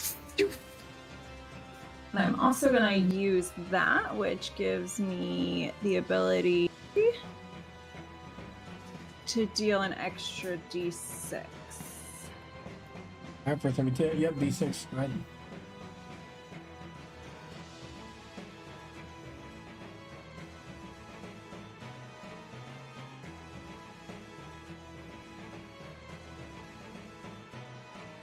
You know how to do the d6 or? Yeah, we Yeah, go. it took me a second. No, you're good. That's good enough for you. So you hit him for nice, a lot more damage. So he starts bleeding profusely, and he yells to the other guy, "Ah, an ambush! She's here!" And then I am going to shoot again. That hits him again. Target acquired. He tells him.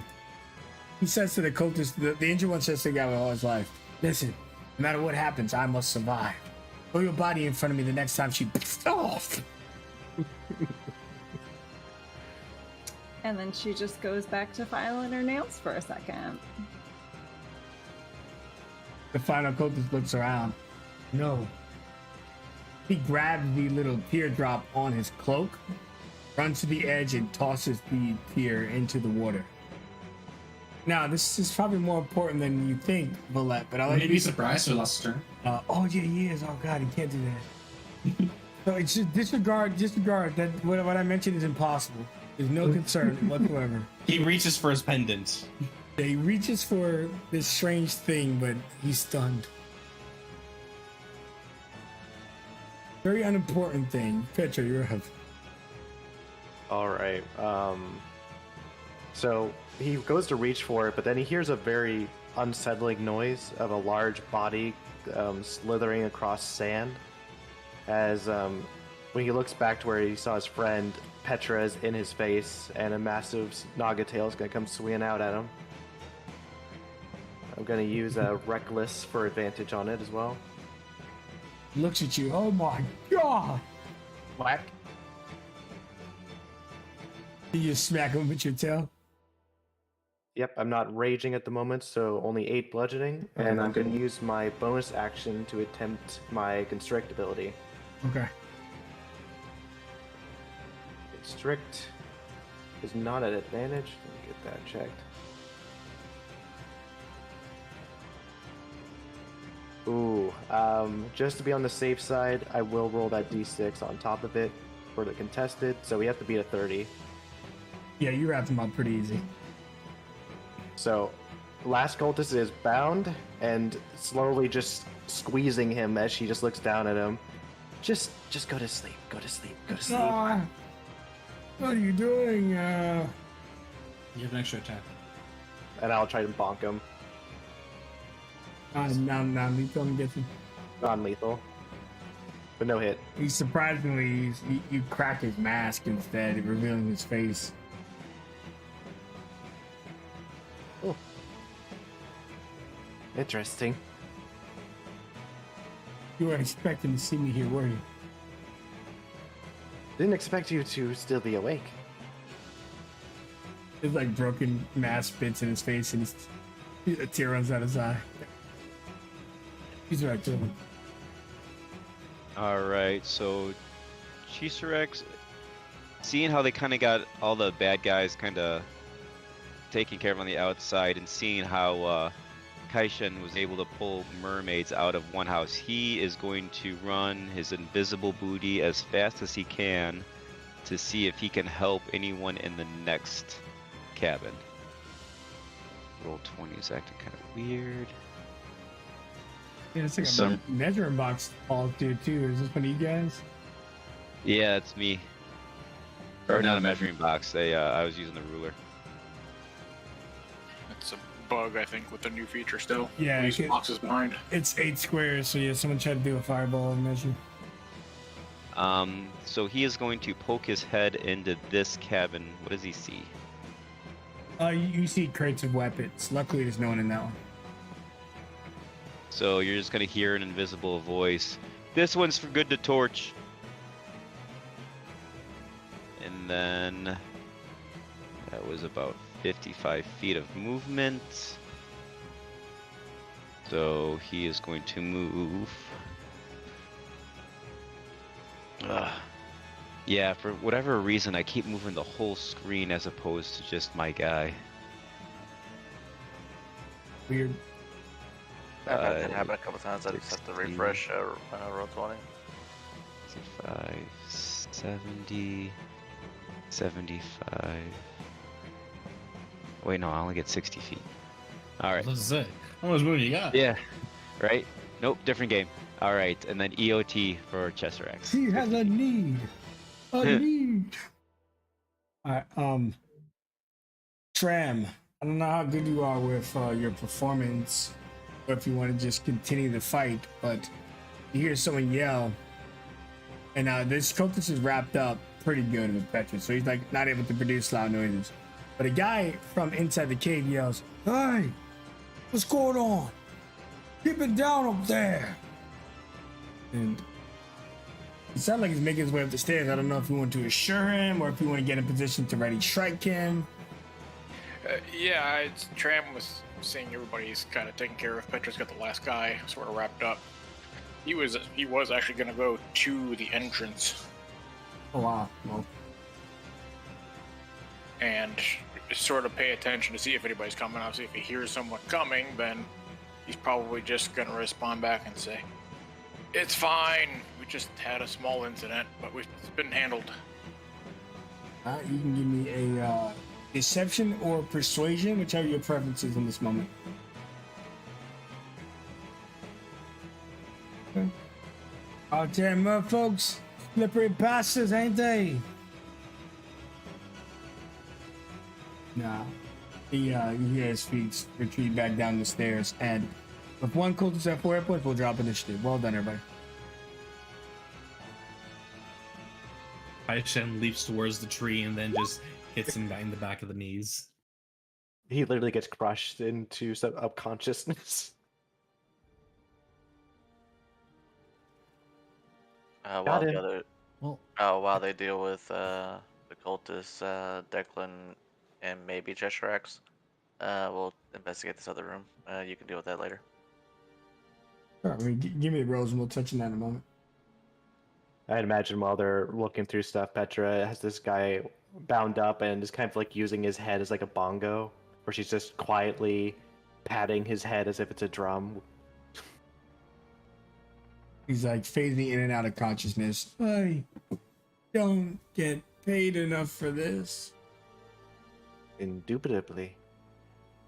You know, buddy, I'll be honest, that's her hidden lately. I would rather not have to hurt you more. But the thing is that you know about what the attack is going to be, and we need to know that. While you're talking, the merfolk spew water onto the building, putting out the fires, so that it doesn't spread to the rest of the island top. And he says to you, Shen, I'm new around here. Should have kept that guy alive. He looks. All I know is that Sahuagin have a fleet of killer whales, and in their bellies an excessive amount of explosives once they serve their physical purpose. Suicide bomb. Oh, More Lord. like triggered upon their death versus being the cause of it. How uncivilized. I don't make the rules. Just die by them. Well, do you want the good news or the bad news? Hey, just give me the good news and keep the bad news a surprise. Good news is you're not gonna die. Oh, great. The bad news is that you're gonna be paraded in front of all the Obsidian Guard, and they're gonna decide what to do with you. Oh, fuck. Yeah, can I put an application in, or?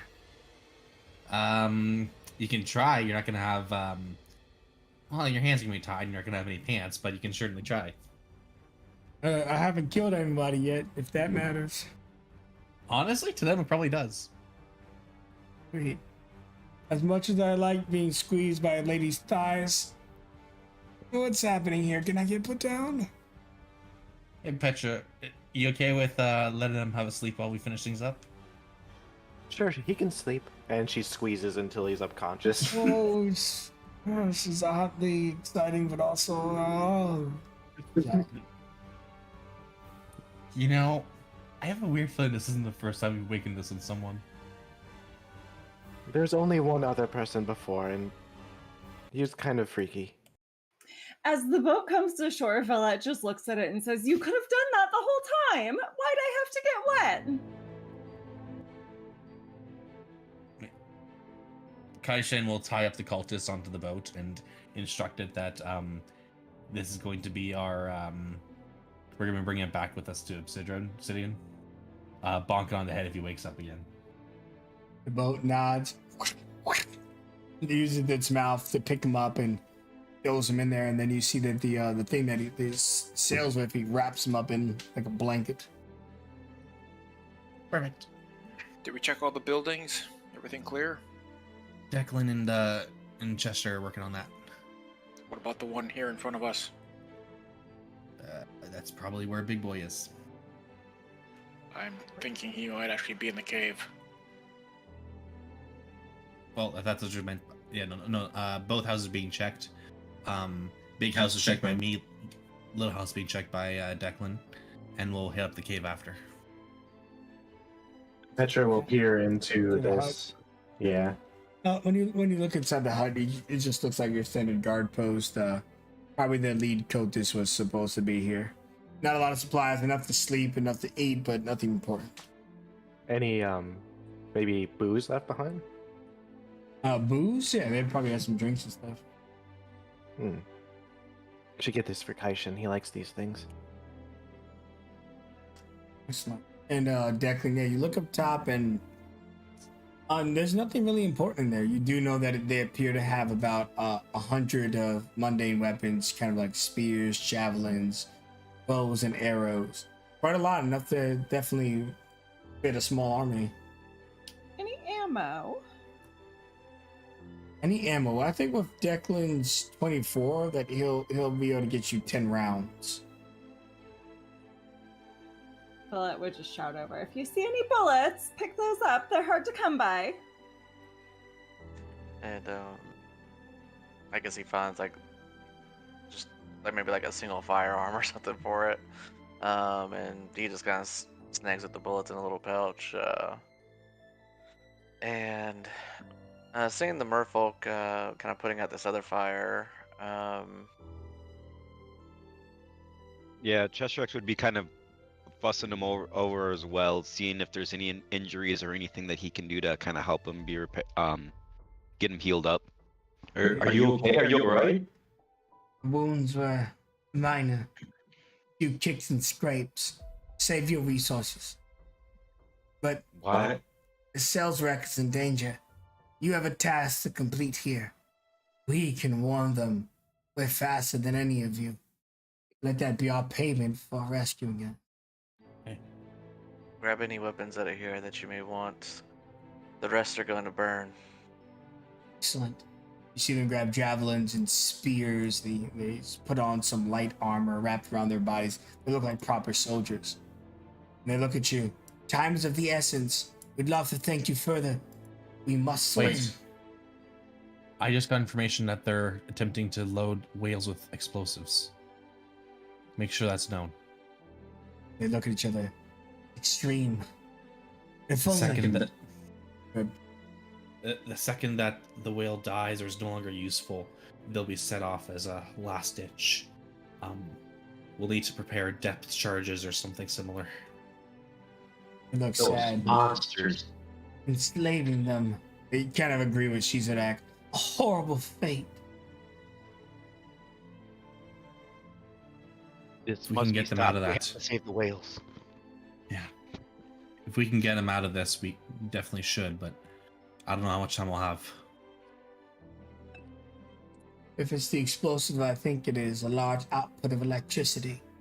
I don't know if we'll be able to warn them in time if we have to go off course to find our friend Ginopool and his dragon turtle. Ginopool is over at the sail wreck now. Well, ain't that some shit? We'll be on our way. Don't worry, he can't miss him. Tell me his name again. Ginopool. That's him. Why are you mentioning his name? We don't need to talk about him here. Alright, guys, regroup. We need to get ourselves ready to go in. And Declan just fires a few firebolts towards the rooftop to begin it burning and let the weapons either get buried or damaged. Yeah. You know what I mean? Most of them wooden handles, all that stuff. So the fire blows and just burns and stews, and the top comes down. And you guys have a badass walk towards the cave, followed by a 10-minute break. Good job, everybody. Yeah, that was a pretty successful surprise attack, if I say so myself. Yeah. Seriously, worked out great. Is Cheshrex still invisible, or did that drop? He is. Yeah, it's an hour, so you're good. You're gonna be good Nice. for a while. Yeah. He'll lead the charge on this one then. Nice. I'm gonna go ahead and grab me a drink and take a bio break, and I will see you guys in about 10 minutes. Sounds good. Successful ambush. I think that's the first one I've been part of. Yeah, that last guy, essentially was the principal from Community. Mm-hmm. Mm-hmm. This better not awaken something in me. Listen, Kaishan is convinced that pretty much every time you've used your tail, the person's kind of liked it. It's so all-encompassing and warm, and it on the other side of things can be very protective, but it's, you know, squeezing the life out of you. Mm-hmm. Death Western too. Cheshrex probably into it. Honestly, what isn't Cheshrex into at this point? I mean, he identifies with a lot of different species, so he's just kind of like floating around, like trying it all.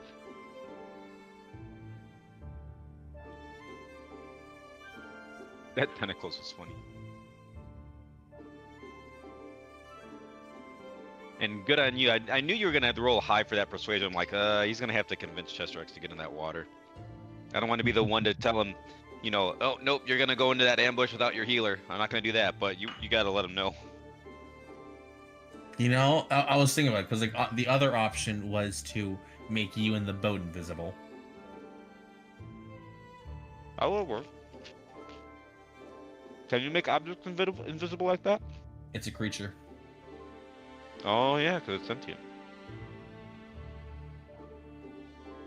Does that mean you can make that dragon thing invisible, or it's more of an object?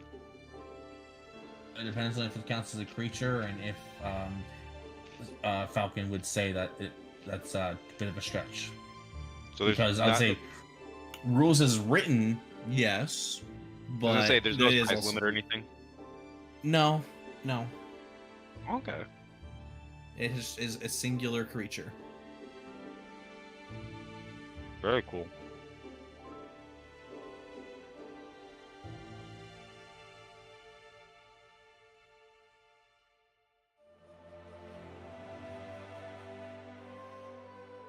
And technically, so it doesn't break until you use you make an attack or cast a spell. So if you make an attack or cast a spell, it will end. Right. But using your wild shape to heal someone technically isn't either of those things. Oops, using class. Oh.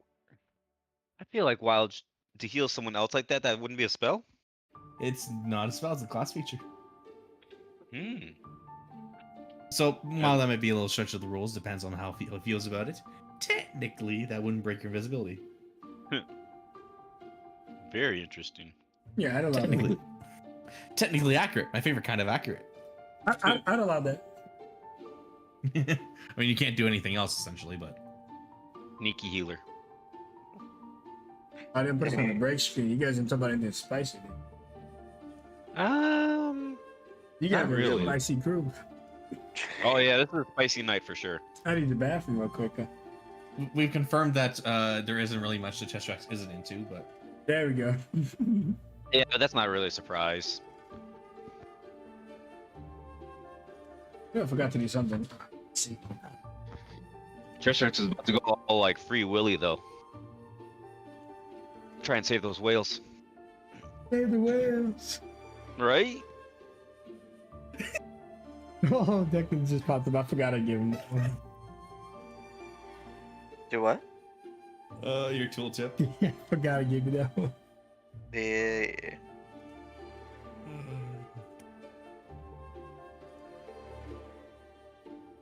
I wonder which version of Cheese Rack.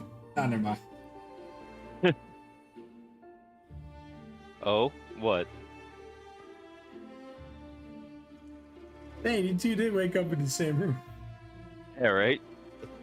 No, he was already cast out of the Fae at that point. He'd be a he at that stage. It's the hair. People always get confused with the hair. Yeah. I like how you kind of canon that they're all female until they get cast out. That's pretty crazy. That was literally that 10-minute window you gave us. Like, you know what? That'd be kind of fun. I love shit like that, honestly. As far as I'm concerned, that's the official lore. Legacy in the guild. You and Verna were saying, I was like, all right, perfect. Proudest moment now. It's up there with the time I got Shade to break twice during one game. There you go. God, making shade break is a pastime of mine. Yeah. I want you guys to break me one day. I'm not as easy as shit. No, oh, trust me. I got you once. I got you once. You did get me once, yes. I got Chester X as the chassis for this one. I'll figure it out. Oh, you're right. You're gonna be tough. You're starting off with tentacles, so it's gonna be a tough climb from there. Jesus. How are we breaking you? Making him a break just, like, character crack or up. laugh out loud. Yep. Make him mute his mic. I think I did that on Tuesday. What did you do? Nice. Oh no, it was the last Friday game that we had. The fade to black moment. There you go. Oh yeah. That was pretty funny. Or was that Tuesday? Wow, I don't remember. Even though at Falcon we were talking about our favorite moments around the fire, and did you know that when I saved Skids' character with Bartholomew, and it got those 3 characters killed, apparently he cried in real life. Oh man. His wife did? ratted on him. Wait, who is this? Skiz. No kidding. It wasn't like Hey, I downpour, mean, but I can see it. I think I'd be really, really sad if Francis were to die. it wasn't like Chester a X, I'm downpour. getting there. I'm getting there. Here, cheer it to said.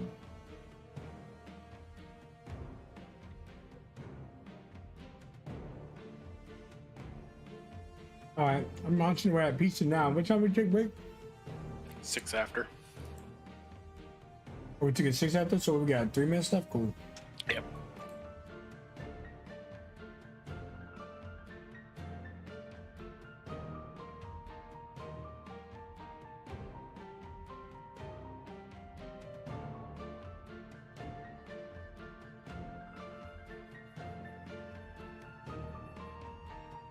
Though I'm not gonna lie, I'm getting nervous about the second half of the encounter. We didn't spend any resources, did we? Well, there was a fireball. 1/3 level spell fireball, slot, yeah. Yeah, Okay. two third Two of levels. them. So my invisibility and a fireball. Okay. But it paid off in the end. Mm-hmm. Never even got touched. So Yeah, I think that if we didn't do the invisibility, considering how the first roll of stealths were, you would have lost your element of surprise. Been an entirely different encounter. Oh yeah. resources well spent. Mm-hmm.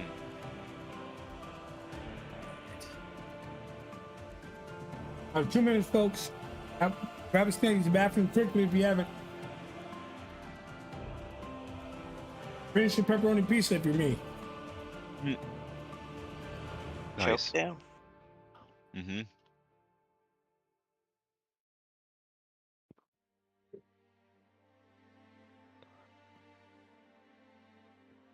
I'm still waiting to see Chester X's. I haven't seen his yet. Trim regrets his life choices. I still like that one.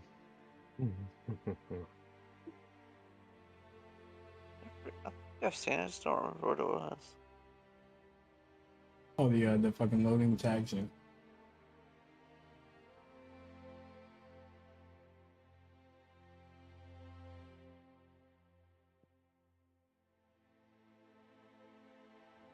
Minor trying is a free action. Mm-hmm. Right? Look at that now. And they're usually lawyers. Hey, Declan isn't a lawyer. I might have to change that rule because, as usual, dragon exploiting the free action cry.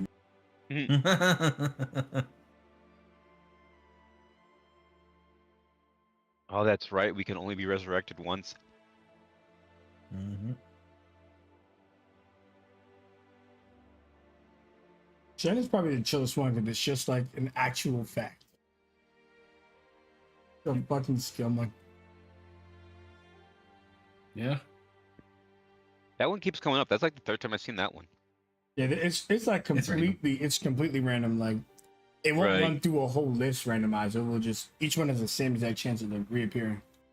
And it's funny you mention that because I was looking at something for Baldur's Gate 3, kind of like karma dice, and they're kind of like, yeah, true random keeps having other numbers show up repeatedly, and it just throws people off. They don't like it. So like the karma dice kind of offsets that. Like there's not really a true shuffle in your Spotify or your Apple. No, it's semi-random. You're right. It's semi-random because like once it plays it, then it kind of reduces the likelihood of it playing again. It's not the same on Roll20, but it's a similar system. Mm. I want to break your hearts, but Roll20, like the log of the rolls are predetermined. Obviously, we can't see them. But that means if I were to get a nat 20 on a skill check, then anything I would have done instead would have been that nat 20, whether it's in the sack or saving throw. That d20 was determined. Oh, okay. So it just depends on what the role is being assigned to. Yeah, but since we don't see it, it still feels completely random because it is still random. I've heard Right. about it.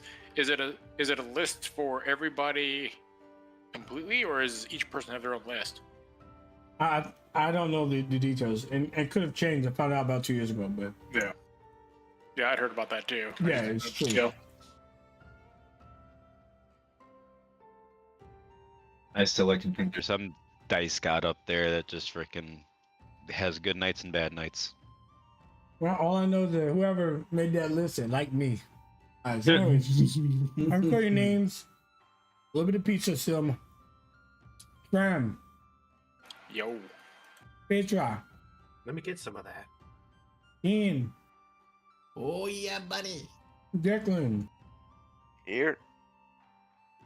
Caesarac, Just a piece of driftwood.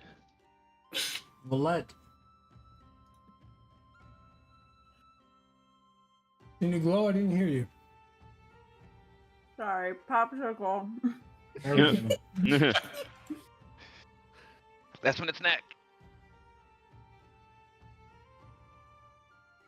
Oh God, there's the a lot happening here. Just hit Wow. refresh link. What's going on? I'm ready to refresh. Al, that's weird, but also kind of cool.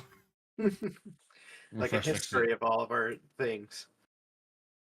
Well, We also 20. just try use my nope, doesn't work. We'll go to the nighttime map real quick. We're here since it's not going to get used anymore. There's some more. Cool.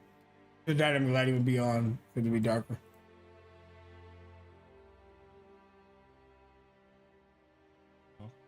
Cool. Enter forth into the cavern. Destrex will go first since he's invisible. Keep in mind, when you're invisible, your stealth is at advantage. However, you can still be spotted by other senses. That makes sense. Hopefully.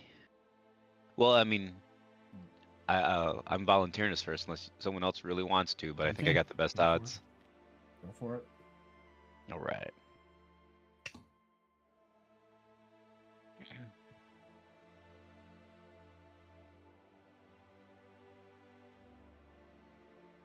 Promise I'm doing more than eating pizza right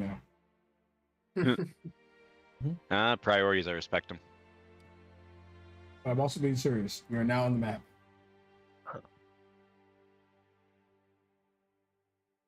So there was no like staircase design on the map, so I have you kind of in the walls. But you are on a set of stairs leading into the facility. The door in front of you is actually open already when the guy came and checked, so you're able to advance. You want to be careful because the facility down here needs to be winning tunnels. All right. And you guys can see, right? Yeah. God damn it. Be careful, I won't move Occasional- too quick. Look at the map on the table here. There's like locations circled. You can see one of them is where you want to get the blood gold at. It's be somewhere they want to investigate soon, but they won't find much there, will they? Also pinpointing the 3 frequented locations of the cell rack. We do know that every few months they pick up the cell rack and then plop it down somewhere else. They seem to have a lot of information, but it kind of checks out because an Obsidian guard member that betrayed him, he would know all the exact locations. We should take that and bring that back to them so they can randomize their next locations. Christian will roll it up and put it in his pouch. On the other table, you would see a spyglass. You know, spyglasses are worth pretty nice penny if you want to just pocket that. Or use it. Mind if I do? And he just tucks that in his vest.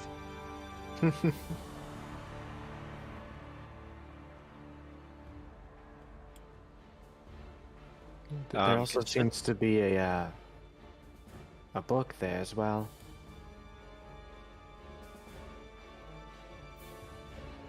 There is.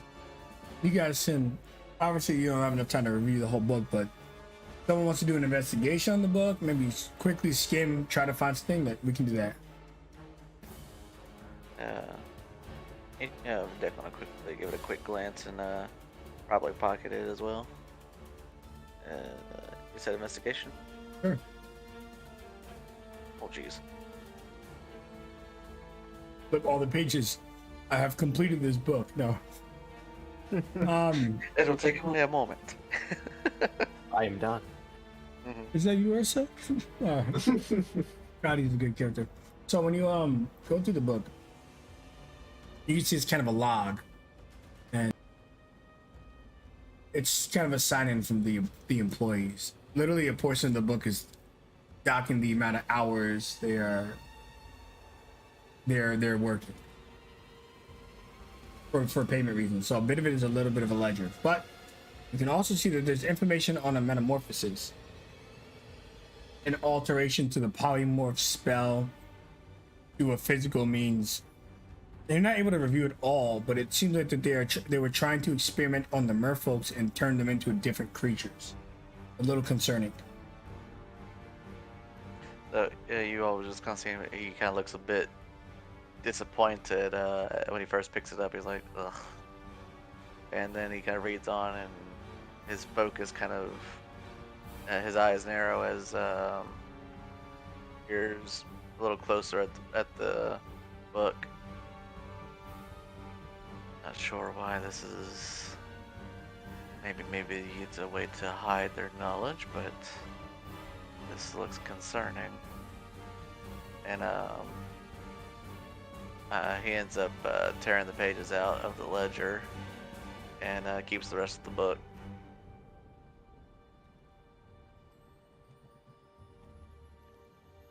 You hear like a whisper from the tunnels. I don't know if we got all day or all night for this. Catch up. You keep going. We should probably stay behind to give him a little chance to go ahead. Above We'll game. count to 5. Above game. Just call it the polymorph book or something. I mean, I don't care what you write down. Yeah, that's spyglass and polymorph book. Being confronted with all the different tunnels and everything, Chester X would kind of like listen to see if maybe he could hear where voices are coming from or anyone barking orders. Sure. Right now, you don't hear anyone barking orders. It kind of sounds like people are just settling down. They're finishing their own workstations. This room to the left of you seems to have several people in it, just from footsteps and sand kicking them out. You can hear people snoring. One of them's a real loud snorer to the south of you.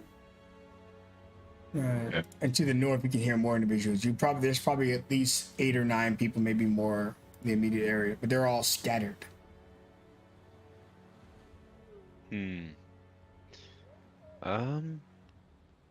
So I think he's probably gonna go where people are shuffling about and leave the one that are sleeping to it. And I just lose connectivity to my TV. From this point on, do you want us next to you, or do you want to do this alone? It's probably better if he stays a little bit ahead, just in case. Okay, Yes. just be sure to use anything that's loud if you need help. Give me a stealth check when you get close, because they still maybe catch on that someone's there, but they just won't see you. He's got line of sight of 2 of them now. Yeah, that's why I asked. All right, so roll now or in a little bit? Yeah, you do have advantage. Got it.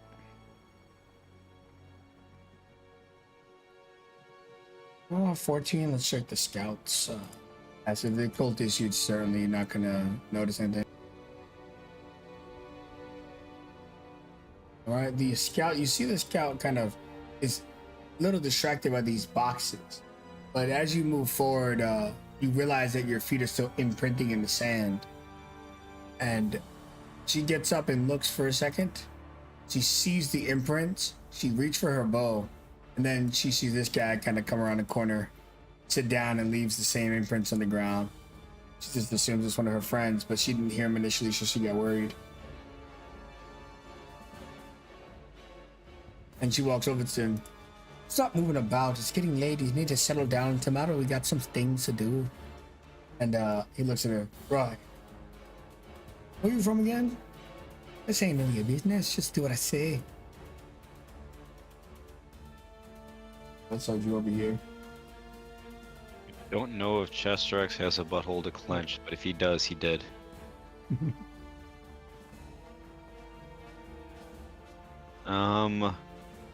Shoot. definitely a good ambush opportunity. I would say, since Kaishin is right there, he would just kind of like lean around the corner and kind of whisper, "Hey, there's a 2 straight ahead and at least 1 more up north if we want to prepare." And just gives you a pat. Looks back to the rest and just signals 2 left, 1 up.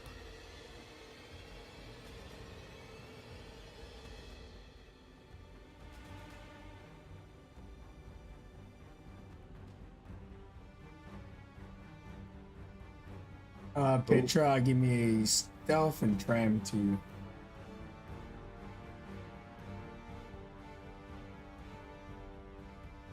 If you have inspo for tram or not. Yes, I can give him.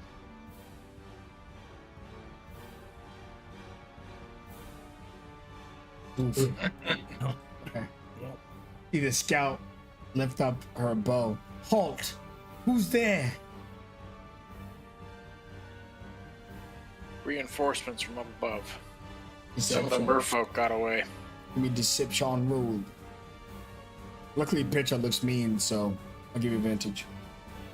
You just they see Petra because she's right in front of you. Ooh. About that time, they send more than those human scum. You can tell she's an elf and she thinks she's a master race. What she sees, and she's not even referring to you, she's referring to Petra. Make yourself useful, Naga. Get over here. Remember, Dagobah has employed his monstrous daughters, and a lot of them are Nagas. So, this is just par for the course for them. He's like, you can try to move out of the way stealthily. Yeah, understanding this role she's been put in, she leans upward and gains this proud expression on her face. This Naga is named Petra. Well, Petra, is it just the 2 of you? Some are cleaning up the mess of some intruders. Nothing worth our salt, though. Worthless merfolk. Don't worry, we already taught one of them a lesson the last time they tried to escape. Slit the throat of their brother, we did. Is everything prepared for the morning? Weapons are upstairs. They'll be picked up by the Sahuagin come dark. Excellent. About it for our part to play, besides evacuating here with the supplies we have. There's a fear that Octavia will attack us, but she's fighting on too many fronts to send herself or people here. So I think it's a false alarm. Besides, what are they going to do when they get here? Just walk inside and make themselves home? By the way, would you like a cup of coffee? And what I'm of good, the, but thanks. and what of this so-called Obsidian traitor? You speak of our leader. He confines himself deep beneath the waves of the Sahuagin. It's doubtful you'll get an audience. Only his highest members are seen by him. That's right, you're new here. You don't know about the tunnels. Further in the cave, the large sections of waters lead down to a forbidden crypt of Dagobah. He is down there. This is just a cargo lot. What does he do down there? Hell if I know. Not my job to keep tabs on him, just obey his orders. What was it you needed help with? There's boxes if you wrap around the corner. You can just stack them here, it'll be easier to get them upstairs soon. Child's play. It's overtime too, so you'll be making 4 gold today instead of 2.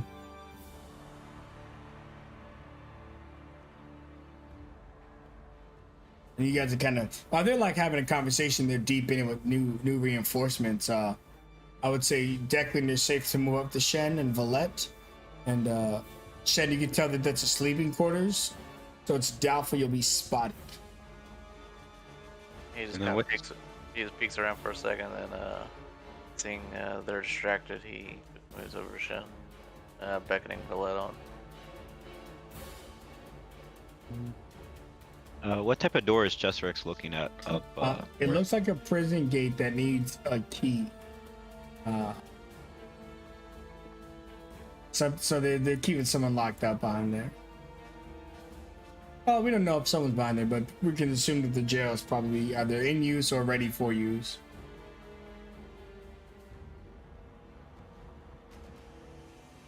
Okay, so there were a few things. So everybody pause for a second just so I can grab up you guys.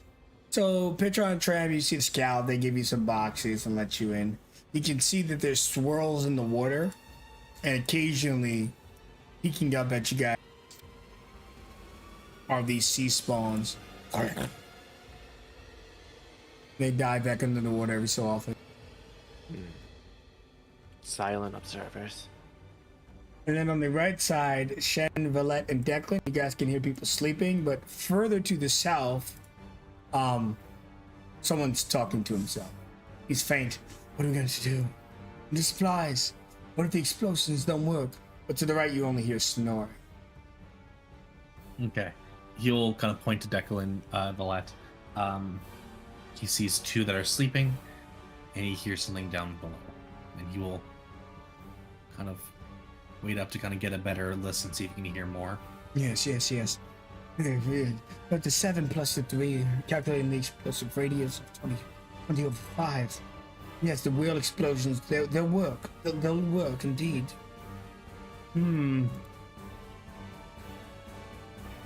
Paishan's just taking notes about what he's saying, kind of letting him blabber to himself and get more information. Based on the square root of pi. No, it can't be an infinite explosion. It won't take out the whole world. Will it? Oh dear. What have I done? Kaishan will kind of raise an eyebrow. He'll peek around the corner enough to see if he can get a visual on the person. Yeah, you can peek. Give me some advantage just to see if you unveil your location or not. Mm-hmm. But I'll also give him -5 purse. It's like Is it super self advantage. Yeah.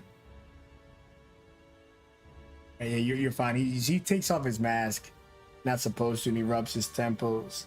You can tell he's far older than most people you've dealt with. A human probably around his 70s, even though he's moving around fine. He's got something strange on his eyes. It's not common for people to wear glasses. They're either expensive or just not known. He's got glasses on. He looks stressed about what he's done. Goes over to Declan. Do you have a charm magic on you? Always. Why? We got someone down there. Look, sounds like a scientist. Might be part of the explosives.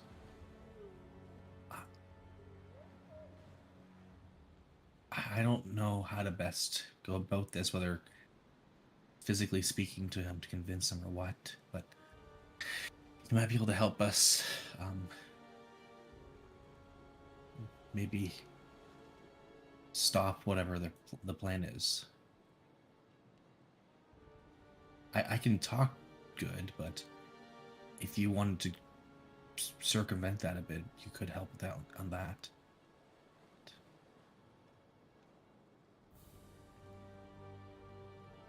But there's always the chance that fails, and if it does, Okay. we're giving ourselves up. Okay. Where's it is? Well, we'll just see where it goes. He gestures to Valette, and he asks her to come in between him and Declan. I need you to be the scary-looking muscle. One thing you would note too, Valette, when you were standing back there for a while, is these boxes that Declan are next to have additional cultist outfits in them too, if you want to use those. They're mostly just throwing a cloak over your current outfit. That works nicely. I mean, it's not as fashionable as what's underneath, but I'll take it. Okay, I'm gonna put a scratch symbol on you, so it's easy to put on. You just throw this big ass like raincoat, and then there's a mask. Now, just to know who is this guy's. What's a good symbol for that? Ninja. Ninja, sure. You guys can put the ninjas on if you want, if you know how to do it. If you don't, I'll help you.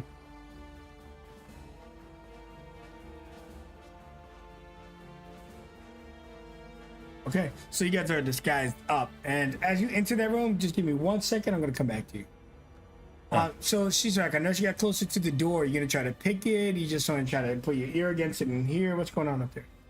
Yeah, he's trying to just decipher if he can see who or what's on the other side of the door. He doesn't have any lock picks with him per se, so not too much he can really do quietly.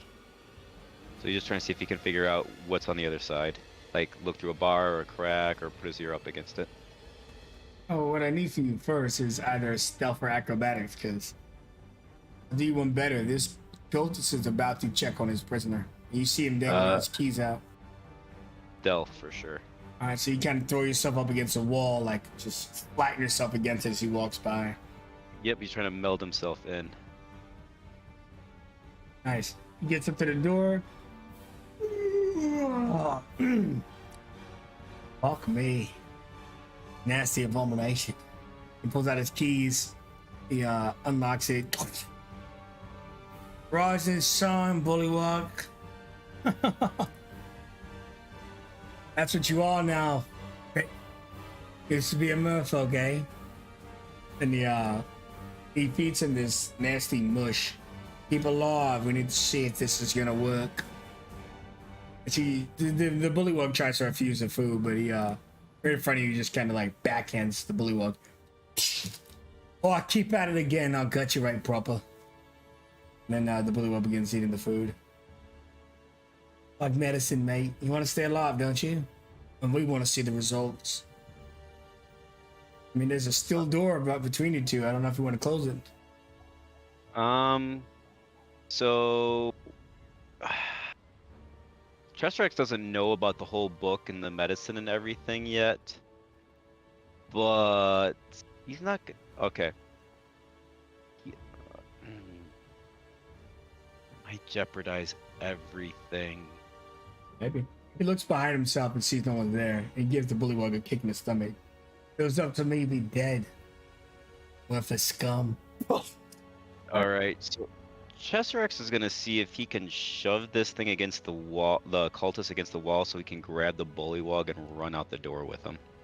So he's trying to like shove him like into the water and pool like really hard against the wall, so he can like stun him or at least throw him off enough so he can grab the bullywug and run out the door and slam it behind. Well, grab the keys and slam it behind him because he's got the keys to get out. So when there's a multi-skill kind of involved, that's usually when I call the skill checks. So since this is another minor, majors are gonna be like bosses or really big moments. We saw that in the miniseries. One of those three checks need to be in athletics because there's going to be some physical force involved. The rest of that is going to be speed, so you're welcome to return to acrobatics to toss him, grab the bullywug, flip out of here, and presumably lock the door behind you. Right. Can I get the first one with advantage since I'm still technically invisible? Minor would give all advantage, but not because you're invisible. You would need something that's because you're doing physical stuff that your invisibility is not helping you with. Gotcha. I was just maybe like a surprise element or something to shove him. I could play with that, yes. I'll give it on the first one instead of the whole round for that. You got it. Thank you. Alright, so first one you said acrobatics? Your choice of acrobatics or athletics on the three checks, but you have to do athletics at least once. Definitely athletics then. On your advantage, okay. Hey. You're able to grab him and slam him against the wall. It doesn't knock him unconscious, but you're able to both grab the keys when he hits the wall. Ugh! And with that same athletics, pull up the bullywug. Give me your 2 acrobatics and jump out the door. Got it. Coming at you. I'm going to use my last point of inspiration for the first one. Well, that would go to both. Oh, for both of them, I got it? Yeah. Alright. So I'll give you the inspiration. And I'm sorry, acrobatics? Yep, it's your choice. 21, and let's see, next one, 4, okay. It's okay, because you got a 19 or 21. When we do skill checks, you gotta do 2 out of 3. So you're able to slide out the door, lock the door, and the bullywug snacks up the keys. And the door is shut. You just hear him, hi, Chestrex. Shh, quiet, there's still a lot of them around. And he just kind of like pushes his head down and to start sneaking with him in the hallway. Why? Meredith. Thank you. Meredith, pleasure. And he'll kind of cautiously poke a head out of the corner, realizing they probably got very little time before things start getting dicey at the prison. Yeah, as an interaction with that, your invisibility just fades. It was enough, like, pseudo attacks for it to fulfill its purpose. That makes sense. But Meredith sticks close to you. Now we will come back to you as you veer around the corner. So Trim and Petra, any other plans, or you just kind of, while your allies do whatever they're doing, just fall in line with the boxing? When the scout was talking and mentioning where he was at underwater and deeper in the tunnels, did she motion what direction? You can assume, since you saw physical guards here, that's probably where it is. Okay. Yeah, I was curious about the tunnel south here too, Yeah. but alright. Well, you could be certain there might be more threats hidden there to consider. Yeah. Yeah, Petra is carrying the boxes back and forth, Okay. but whenever she's near Tram, she is looking to him for direction or any signs that they're going to spring the trap on either these guys or the guys over here. This scout does say something to you. Oi, it'll take me a smoke upstairs. You hold it down here, will you? Very well. See what those lousy bastards are up to. Make sure the weapons are ready. Mm-hmm. We don't have much time.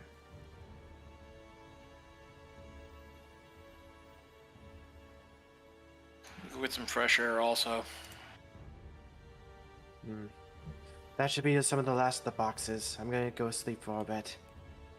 They got beds up north, and then there's some to the far right of the caverns. None of your humanoid hammocks are big enough for her. So the cultists sit down. You think? It's like the Avatar episode when we realized that the Fire Nation are actually regular people. They just have shit leadership. The prison break one. Yeah. Rex was like all tense until he heard familiar slithering. Yeah. I made a friend, and he'll point to Meredith around the corner. Good to meet you, Meredith. I want you to go upstairs with Tram. You will find your friends and you'll get to safety. Okay. I have superpowers. Mm-hmm. Oh? What Yeah. kind? And she closes her eyes and she sinks into your mind. Can you hear me? Loud and clear, he'll think back. And he connects the two of you. It's like that Meredith is becoming somewhat of a soul knife to some extent, not exactly. And she Curious. expertly stealths up the stairs, flipping in the shadows. When Petra and Shizadak, you guys can now talk in your minds whenever you want. And eventually Tram will be added to that link once she gets to him. I'm going to assume you gave him the full description, pretty boy, armor, everything, whatever. Yep, pretty much. Kind of glowy. Is that his voice in her head? Jesserax? Think so. This is what happened. I went up there, and he'll kind of just give you the quick rundown of shoving a guard in. We don't have much time. One of the scouts went upstairs to check on things. Yeah. And the guard is starting to beat on the door too, and the table's like, go in there and give Meredith a kick, will you? To Petra. Was that racist? Excuse you. A kick. Oh shit. Oh god. I didn't mean to. And the scout's like, you know with modern doctrine, you're screwed now, cultist. Expect a pay cut, you might even lose your job. I know you don't have the legs. I meant a whip.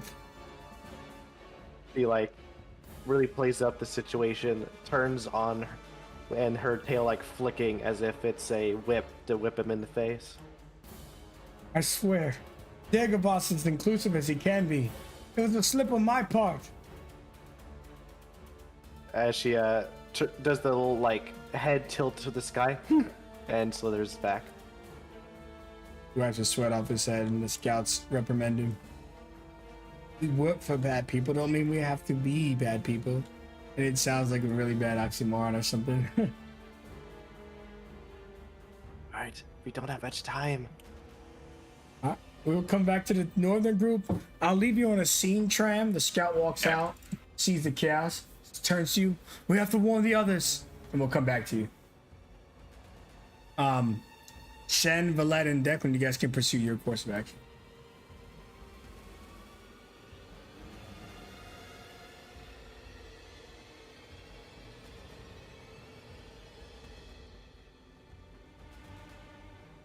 Sensing a little bit of nervousness over there. Oh, sorry, I thought it was me. I didn't realize it was me. I was gonna say, Kaishen- I'm just following. Yeah. Kaishen walks up and kind of sits down next to the guy, pulls out one of his drinks, and goes, "You holding up okay there?" I'm thinking that you're one of the, hard up recruits that are all about Dagobah. He folds up. Yes. Everything's in order. He puts his mask on his face quickly. I'm not worried about the plan. I know how smart you are. I'm worried about you. Yeah. Well, I just hope it's true. I know. Never mind. No, say it. Well, I know half the people here are not exactly happy with our employer, but I'm happy with the employer, of course. What is that? Some of us work because we're getting paid, and others work because they have to. Do you have to? I wish to see Lily again. Absolutely. Where is she right now? Only the gods know. Certainly not on this blasted isle. I mean, great hideout. And you're hoping that Dagobah and the leader are going to be able to keep them safe? Dagobah has never spoken to me. I don't know. All I know is that I work because I must. What are your reserves? Are you here to... Have I served my purpose? He sees he's like outnumbered and cornered in this little cavern. Is this it? No. Will Lily live if I die? Lily will live, but not because of the work you do here. Because of a choice you can make.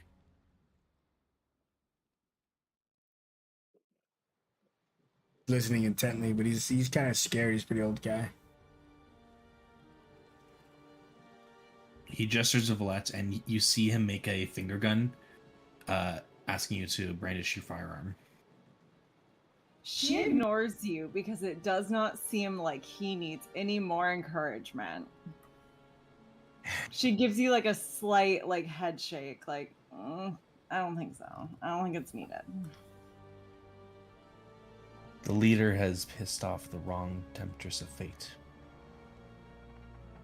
I'm not gonna stay behind while he dies.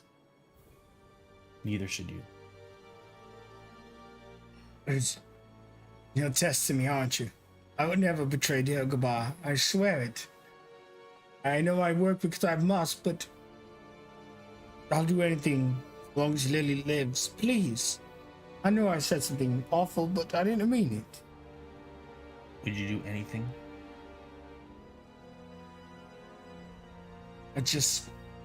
I made the chemicals for the whales as instructed, that they may serve in battle and in death. There's one more thing I need you to do then.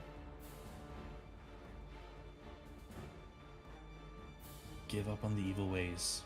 Come with us back to the guard and help us to stop this plan. Back to the Bring gods. peace to the waters. Who are you? Depends. Either the heroes that will save you and your Lily, or people that will have to silence an enemy. I'd really want it to be the first.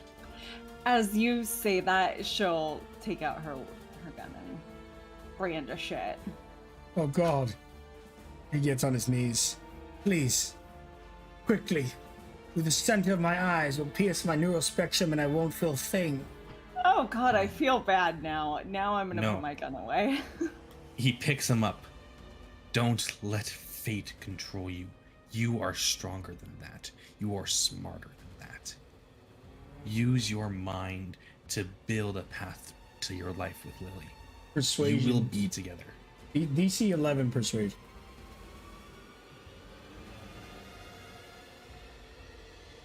Oh, you're not like the others. You're In the future, genuine. remember the Obsidian Guard. I'm proving myself by keeping the world safe. And you can do the same. Your mind was used to create a powerful weapon. It can just as easily dismantle it. Bring your knowledge to the Guard and help them to stop this attack. I'm Dr. Genesee. I'm Kaishen. Oh, Declan begins to speak up. If you could help me understand what exactly it is that you've done with these creatures, maybe we can work and find a way to undo what you've done. I'm a studier of transmutation magic, but I don't apply it like a wizard would or a sorcerer. I apply it using science, relatively early development. The term may be lost on you. What I do is I investigate the magical properties of life and meld them into other creatures. The ability to restore an eye without needing a high-level spell. The ability to regenerate one's body, alter one's body, become a different creature entirely. For the whales, I built the explosions into their very bones. It was fabulous, horrible, but great. There's one flaw, however. The electromagnetic spectrum that controls their sensory conductivity can easily lead to disabling them. Any amount of lightning dealt to these creatures will completely render the explosions not newt, untethered. There's a massive flaw, but an unsuspecting foe will not be prepared for such a strike. So lightning will disarm this. Correct. And when is this attack due to be happening? They do not share their war plans with me. I just orchestrate some of the stuff they utilize. And he takes out the book in his possession. Are these your notes? No, that's horrible secondhand chicken shit from all the people working around me. My notes are here. He points to his head. Too dangerous. Besides, once transmitted to raw paper, my usefulness runs out. That's smart. As is one with an intellect. You seem to appreciate it as well. I am curious as well as a bit concerned with your attempts at changing a creature's very nature. Seems on par with that of a polymorph spell.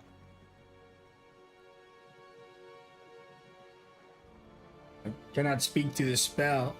Only that whenever magic creates a possibility, silence dares to replicate it with far less strain, far less research, far less tools. You pull from the fabric of the world. I use the hardness of the world, the plants, the trees, the waters, to replicate it almost perfect, dare I say, more perfect. Magic has its hard limitations. But I craft knows no bounds. It can be altered, it can be changed, it can be improved. And once you've seen a polymorph, you've seen them all.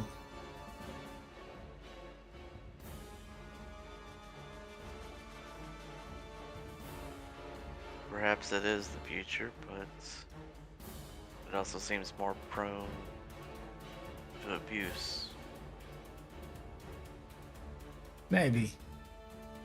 But I'm not here to share my affection for what I've done. Only that, just as you may dive deep into the weave of magic, I, for science, But I never wanted it to be used like this. My original purpose was to be able to stave off death, replacing lungs, removing disease. Not everyone has the touch of a paladin, to which are very rare and few and far between. Settlements need people like the stuff I make. Cure entire villages overnight. Unfortunately, that makes me a big target for people like the people here.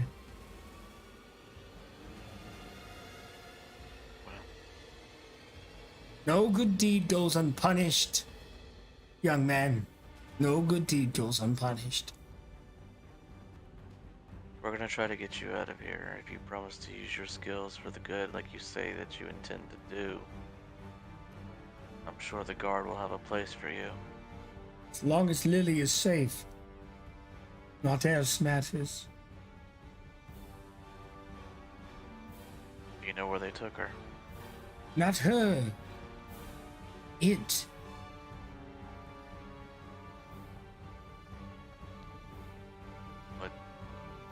What is Lily? A plant.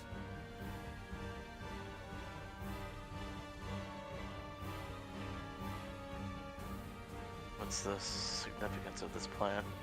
The last of its kind. Okay. It's powerful as a true resurrection, used correctly. But for me, it's more than that. To see it wither, to see it destroyed, to be gone forever, erased, eradicated. It is a living creature, even though it cannot speak, it cannot dress, it cannot love. Is life there? And future. Well, we don't have a lot of time. We need to get the information this morning.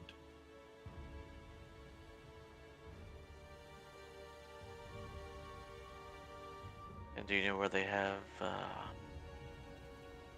this Lily? No. But I was assured it would be well protected for my next task. Removing the permanent wounds of Dergabar's resting place, where his corpse sunk deep below the maelstrom. Impossible to be healed, lost in the abyss. If he is found, Lily could bring him back to life with ease.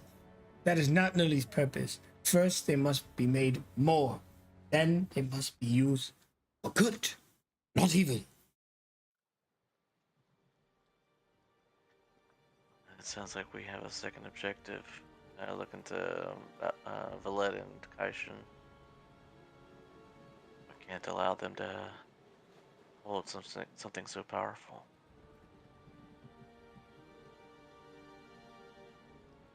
Okay, and we're gonna come back to you guys. If you want to move around, you can a little bit. Dr. Genesee will be with you. I don't know if you want to send to the top of Meredith, just in case something bad breaks out here.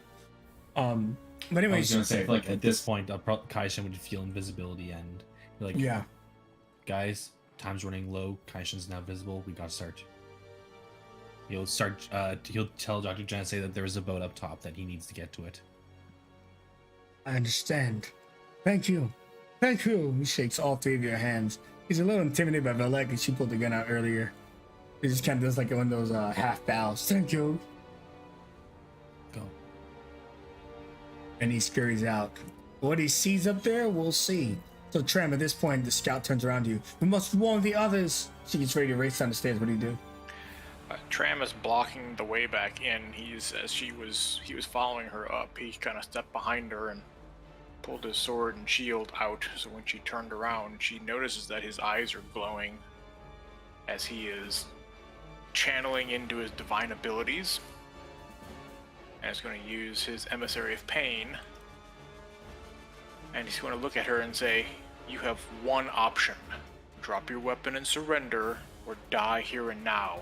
Choose wisely." Give me that check. Oh, sweet baby Jesus. That's a lot of scary. She looks at you. She sees your eyes glowing. You can feel the aura that you're destined to one day have spill upon her body early. Her bones grow weak as though they're shattered. Glass is broken. She drops her bow, followed by her short sword. She looks to the waters. That's her best bet to survive, though she cannot swim like the others. And she chooses life, running into the horizon.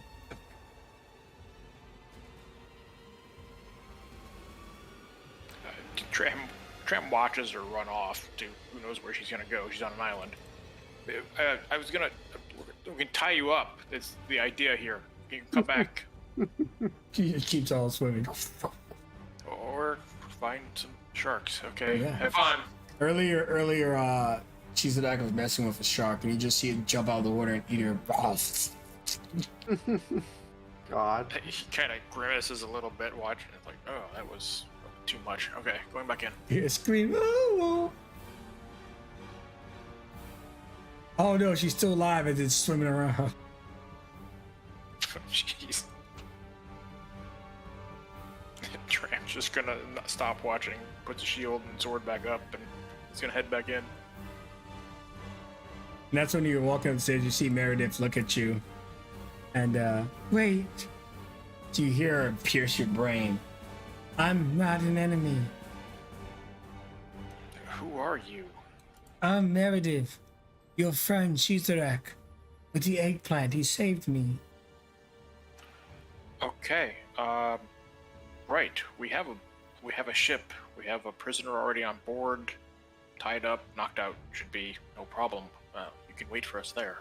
Who are you people? Dr. Genesee is behind Meredith. It's like this Spider-Man moment with the three of you pointing at each other. Who are you? I'm Dr. Genesee. Why are you here? Why are you here right now? He reaches for his dagger. Can't let you stop me. Lily's too important. I don't understand what's going on. Why am I stopping you? Where are you going? Wait, do you tram? Yes? Oh, we're on the same side, buddy. Let me guess. Chisarak. No, she hadn't. We're gonna assume he gave Oh, him like enough that they would tram would be able to trust this guy and say, the other group. So Dr. Genesee looks at you and says, "Come on, Meredith. I'm sorry what was done to you. I'll see you do my part to reverse it." She's like terrified of him. Do I have to stay with him? You hear in your brain, Tram. He did this to me. Tram with his eyes glowing, or they flare up again, looking at Dr. Genesee. You're not going to harm her again, are you? No, dear gods. I only did what I was forced to do. I will see Meredith restored to her former glory.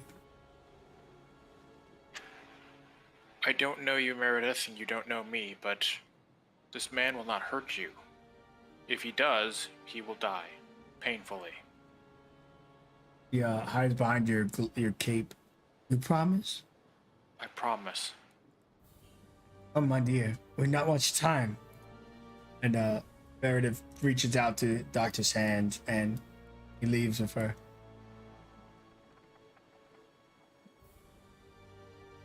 The doctor looks at you. I promise, Tram, you and your friends, I will do what I can to... You'd better. And you guys complete a side mission. You guys are gonna get some fame for saving Dr. Genesee and Meredith. The amount of fame you guys are going to get is, for Meredith, you're going to get 2d12 fame.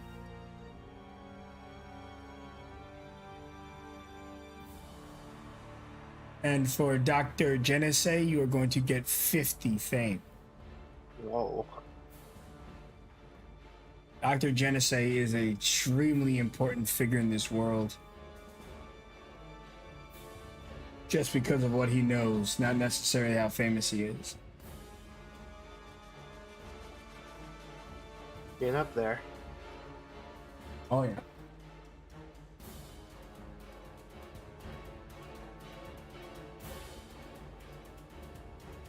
Excellent.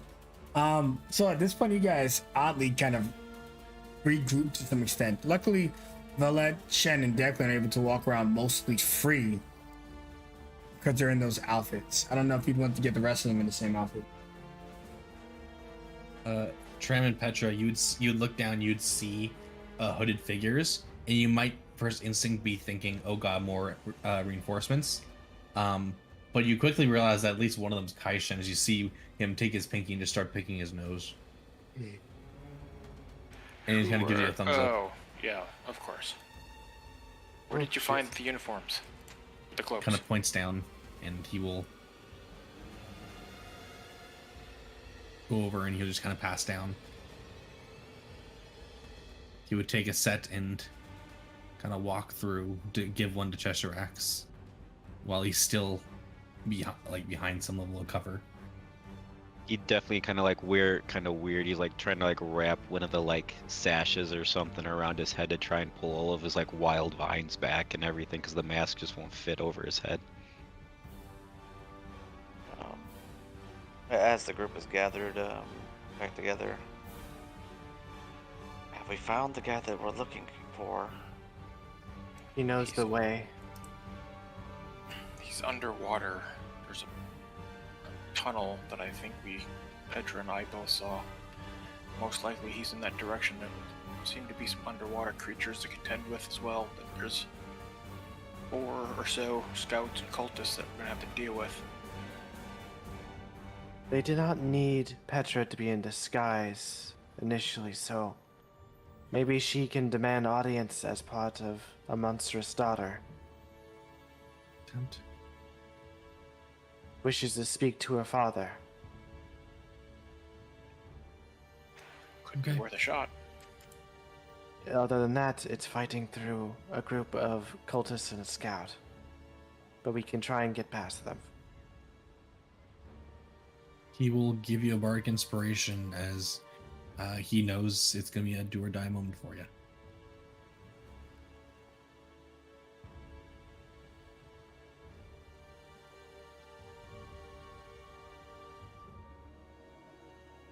As she kind of slithers around, she looks to the boxes she had stacked earlier.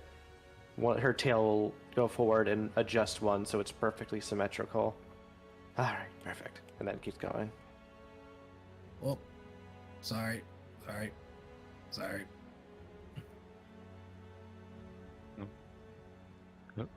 Excuse me. Pardon me. Either the cultists that were taking a long rest have gotten up.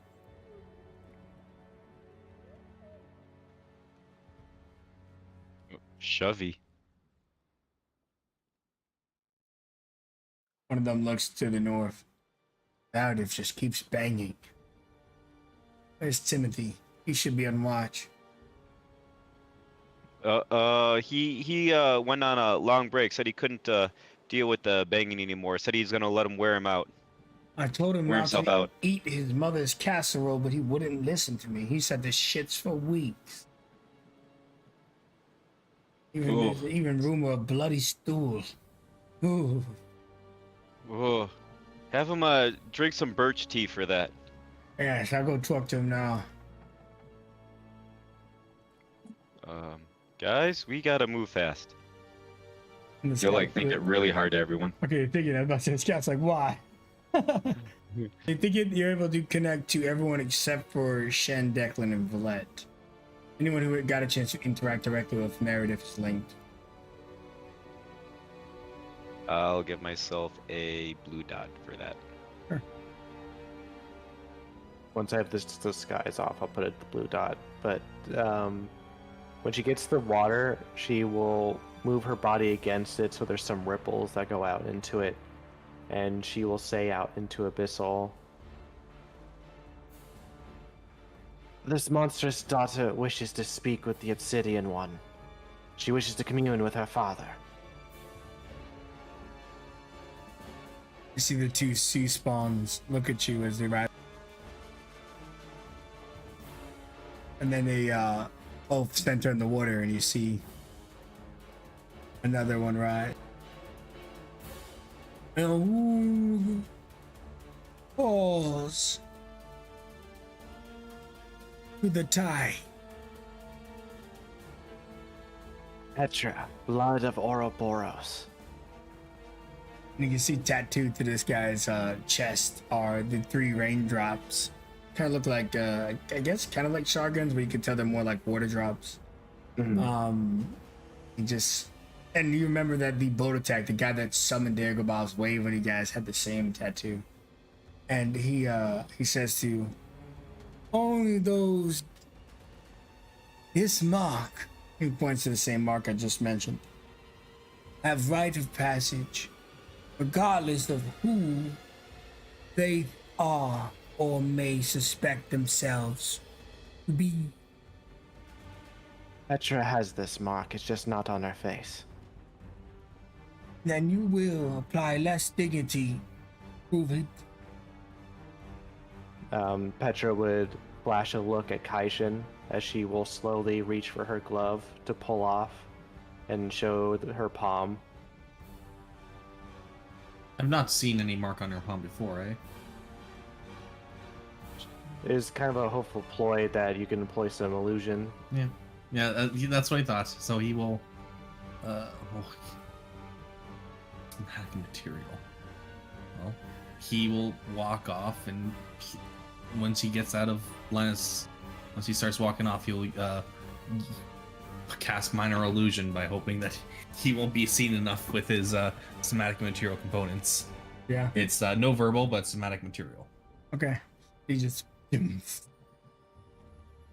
the symbol kind of forms on the hand as the glove is removed. Give me an arcana to see your precision. This is like a real precision job here. Okay.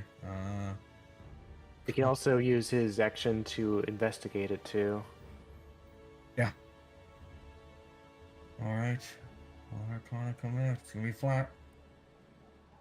And one. No, It's a smiley face. Crayon. No, it's off. It's unfortunately he couldn't get in that position in time. Yeah, I would say you get the image correct, but it's like floating a little off her hand. It's a really hard job. You're trying to get on her hand as she removes the glove. She's a few feet away from you. It's floating in the air. The coral's eyes open, and at the same time you hear 2 people running from the prison cells. They're here! They're here! And the coral like looks surprised. Prove yourself, water. And the scout yells, "Demask! Everyone!" And all the people that are supposed to be here instantly demask. I'm sure you guys hesitate. Well, they already saw Petra, so she'd be quick to pull it off. Same with Tram. Yeah, Petra and Trem are safe. As far as the Coral Smasher is concerned, you guys are on their side. But for the rest of you, we're going to roll initiative next week. Hope you enjoyed tonight's game. Oh, talk about a cliffhanger. We got pretty far in there too. Yeah, and you saved a lot of people. So when you guys save important NPCs, do you want to slowly discover what they bring to the table or be told what they bring to the table? I would like to be told. Let's see the group's decision. I'll take majority rule here. I'm good for that. Like, what do you mean? As in, like, hear all now or learn more as time passes. I mean, I wouldn't mind hearing like summary at the end of the mission. Just unless there's like a really good reason to know. Like, I mean, like the one guy who was who was using science and everything. Yeah, I kind of got the vibe. This guy sounds like he's important, kind of stuff. So like, I mean, I didn't mind hearing it at first, but I didn't need it at that moment. I could let you know the brief mechanical stuff, and then obviously his story and the fiction we'll discover together. Yeah, that's what I'd like. Okay. Immediate benefits. Yeah. Let me go. Actually, I need to put him on the main screen. I'll do that next week. All right. So before we close out here, by unlocking Dr. Genesis, he can, with gold investment, he can transmute your stats to +2/+1, however you want. So if you get a ratio that maybe wouldn't line up your vision, he could set it right for your character.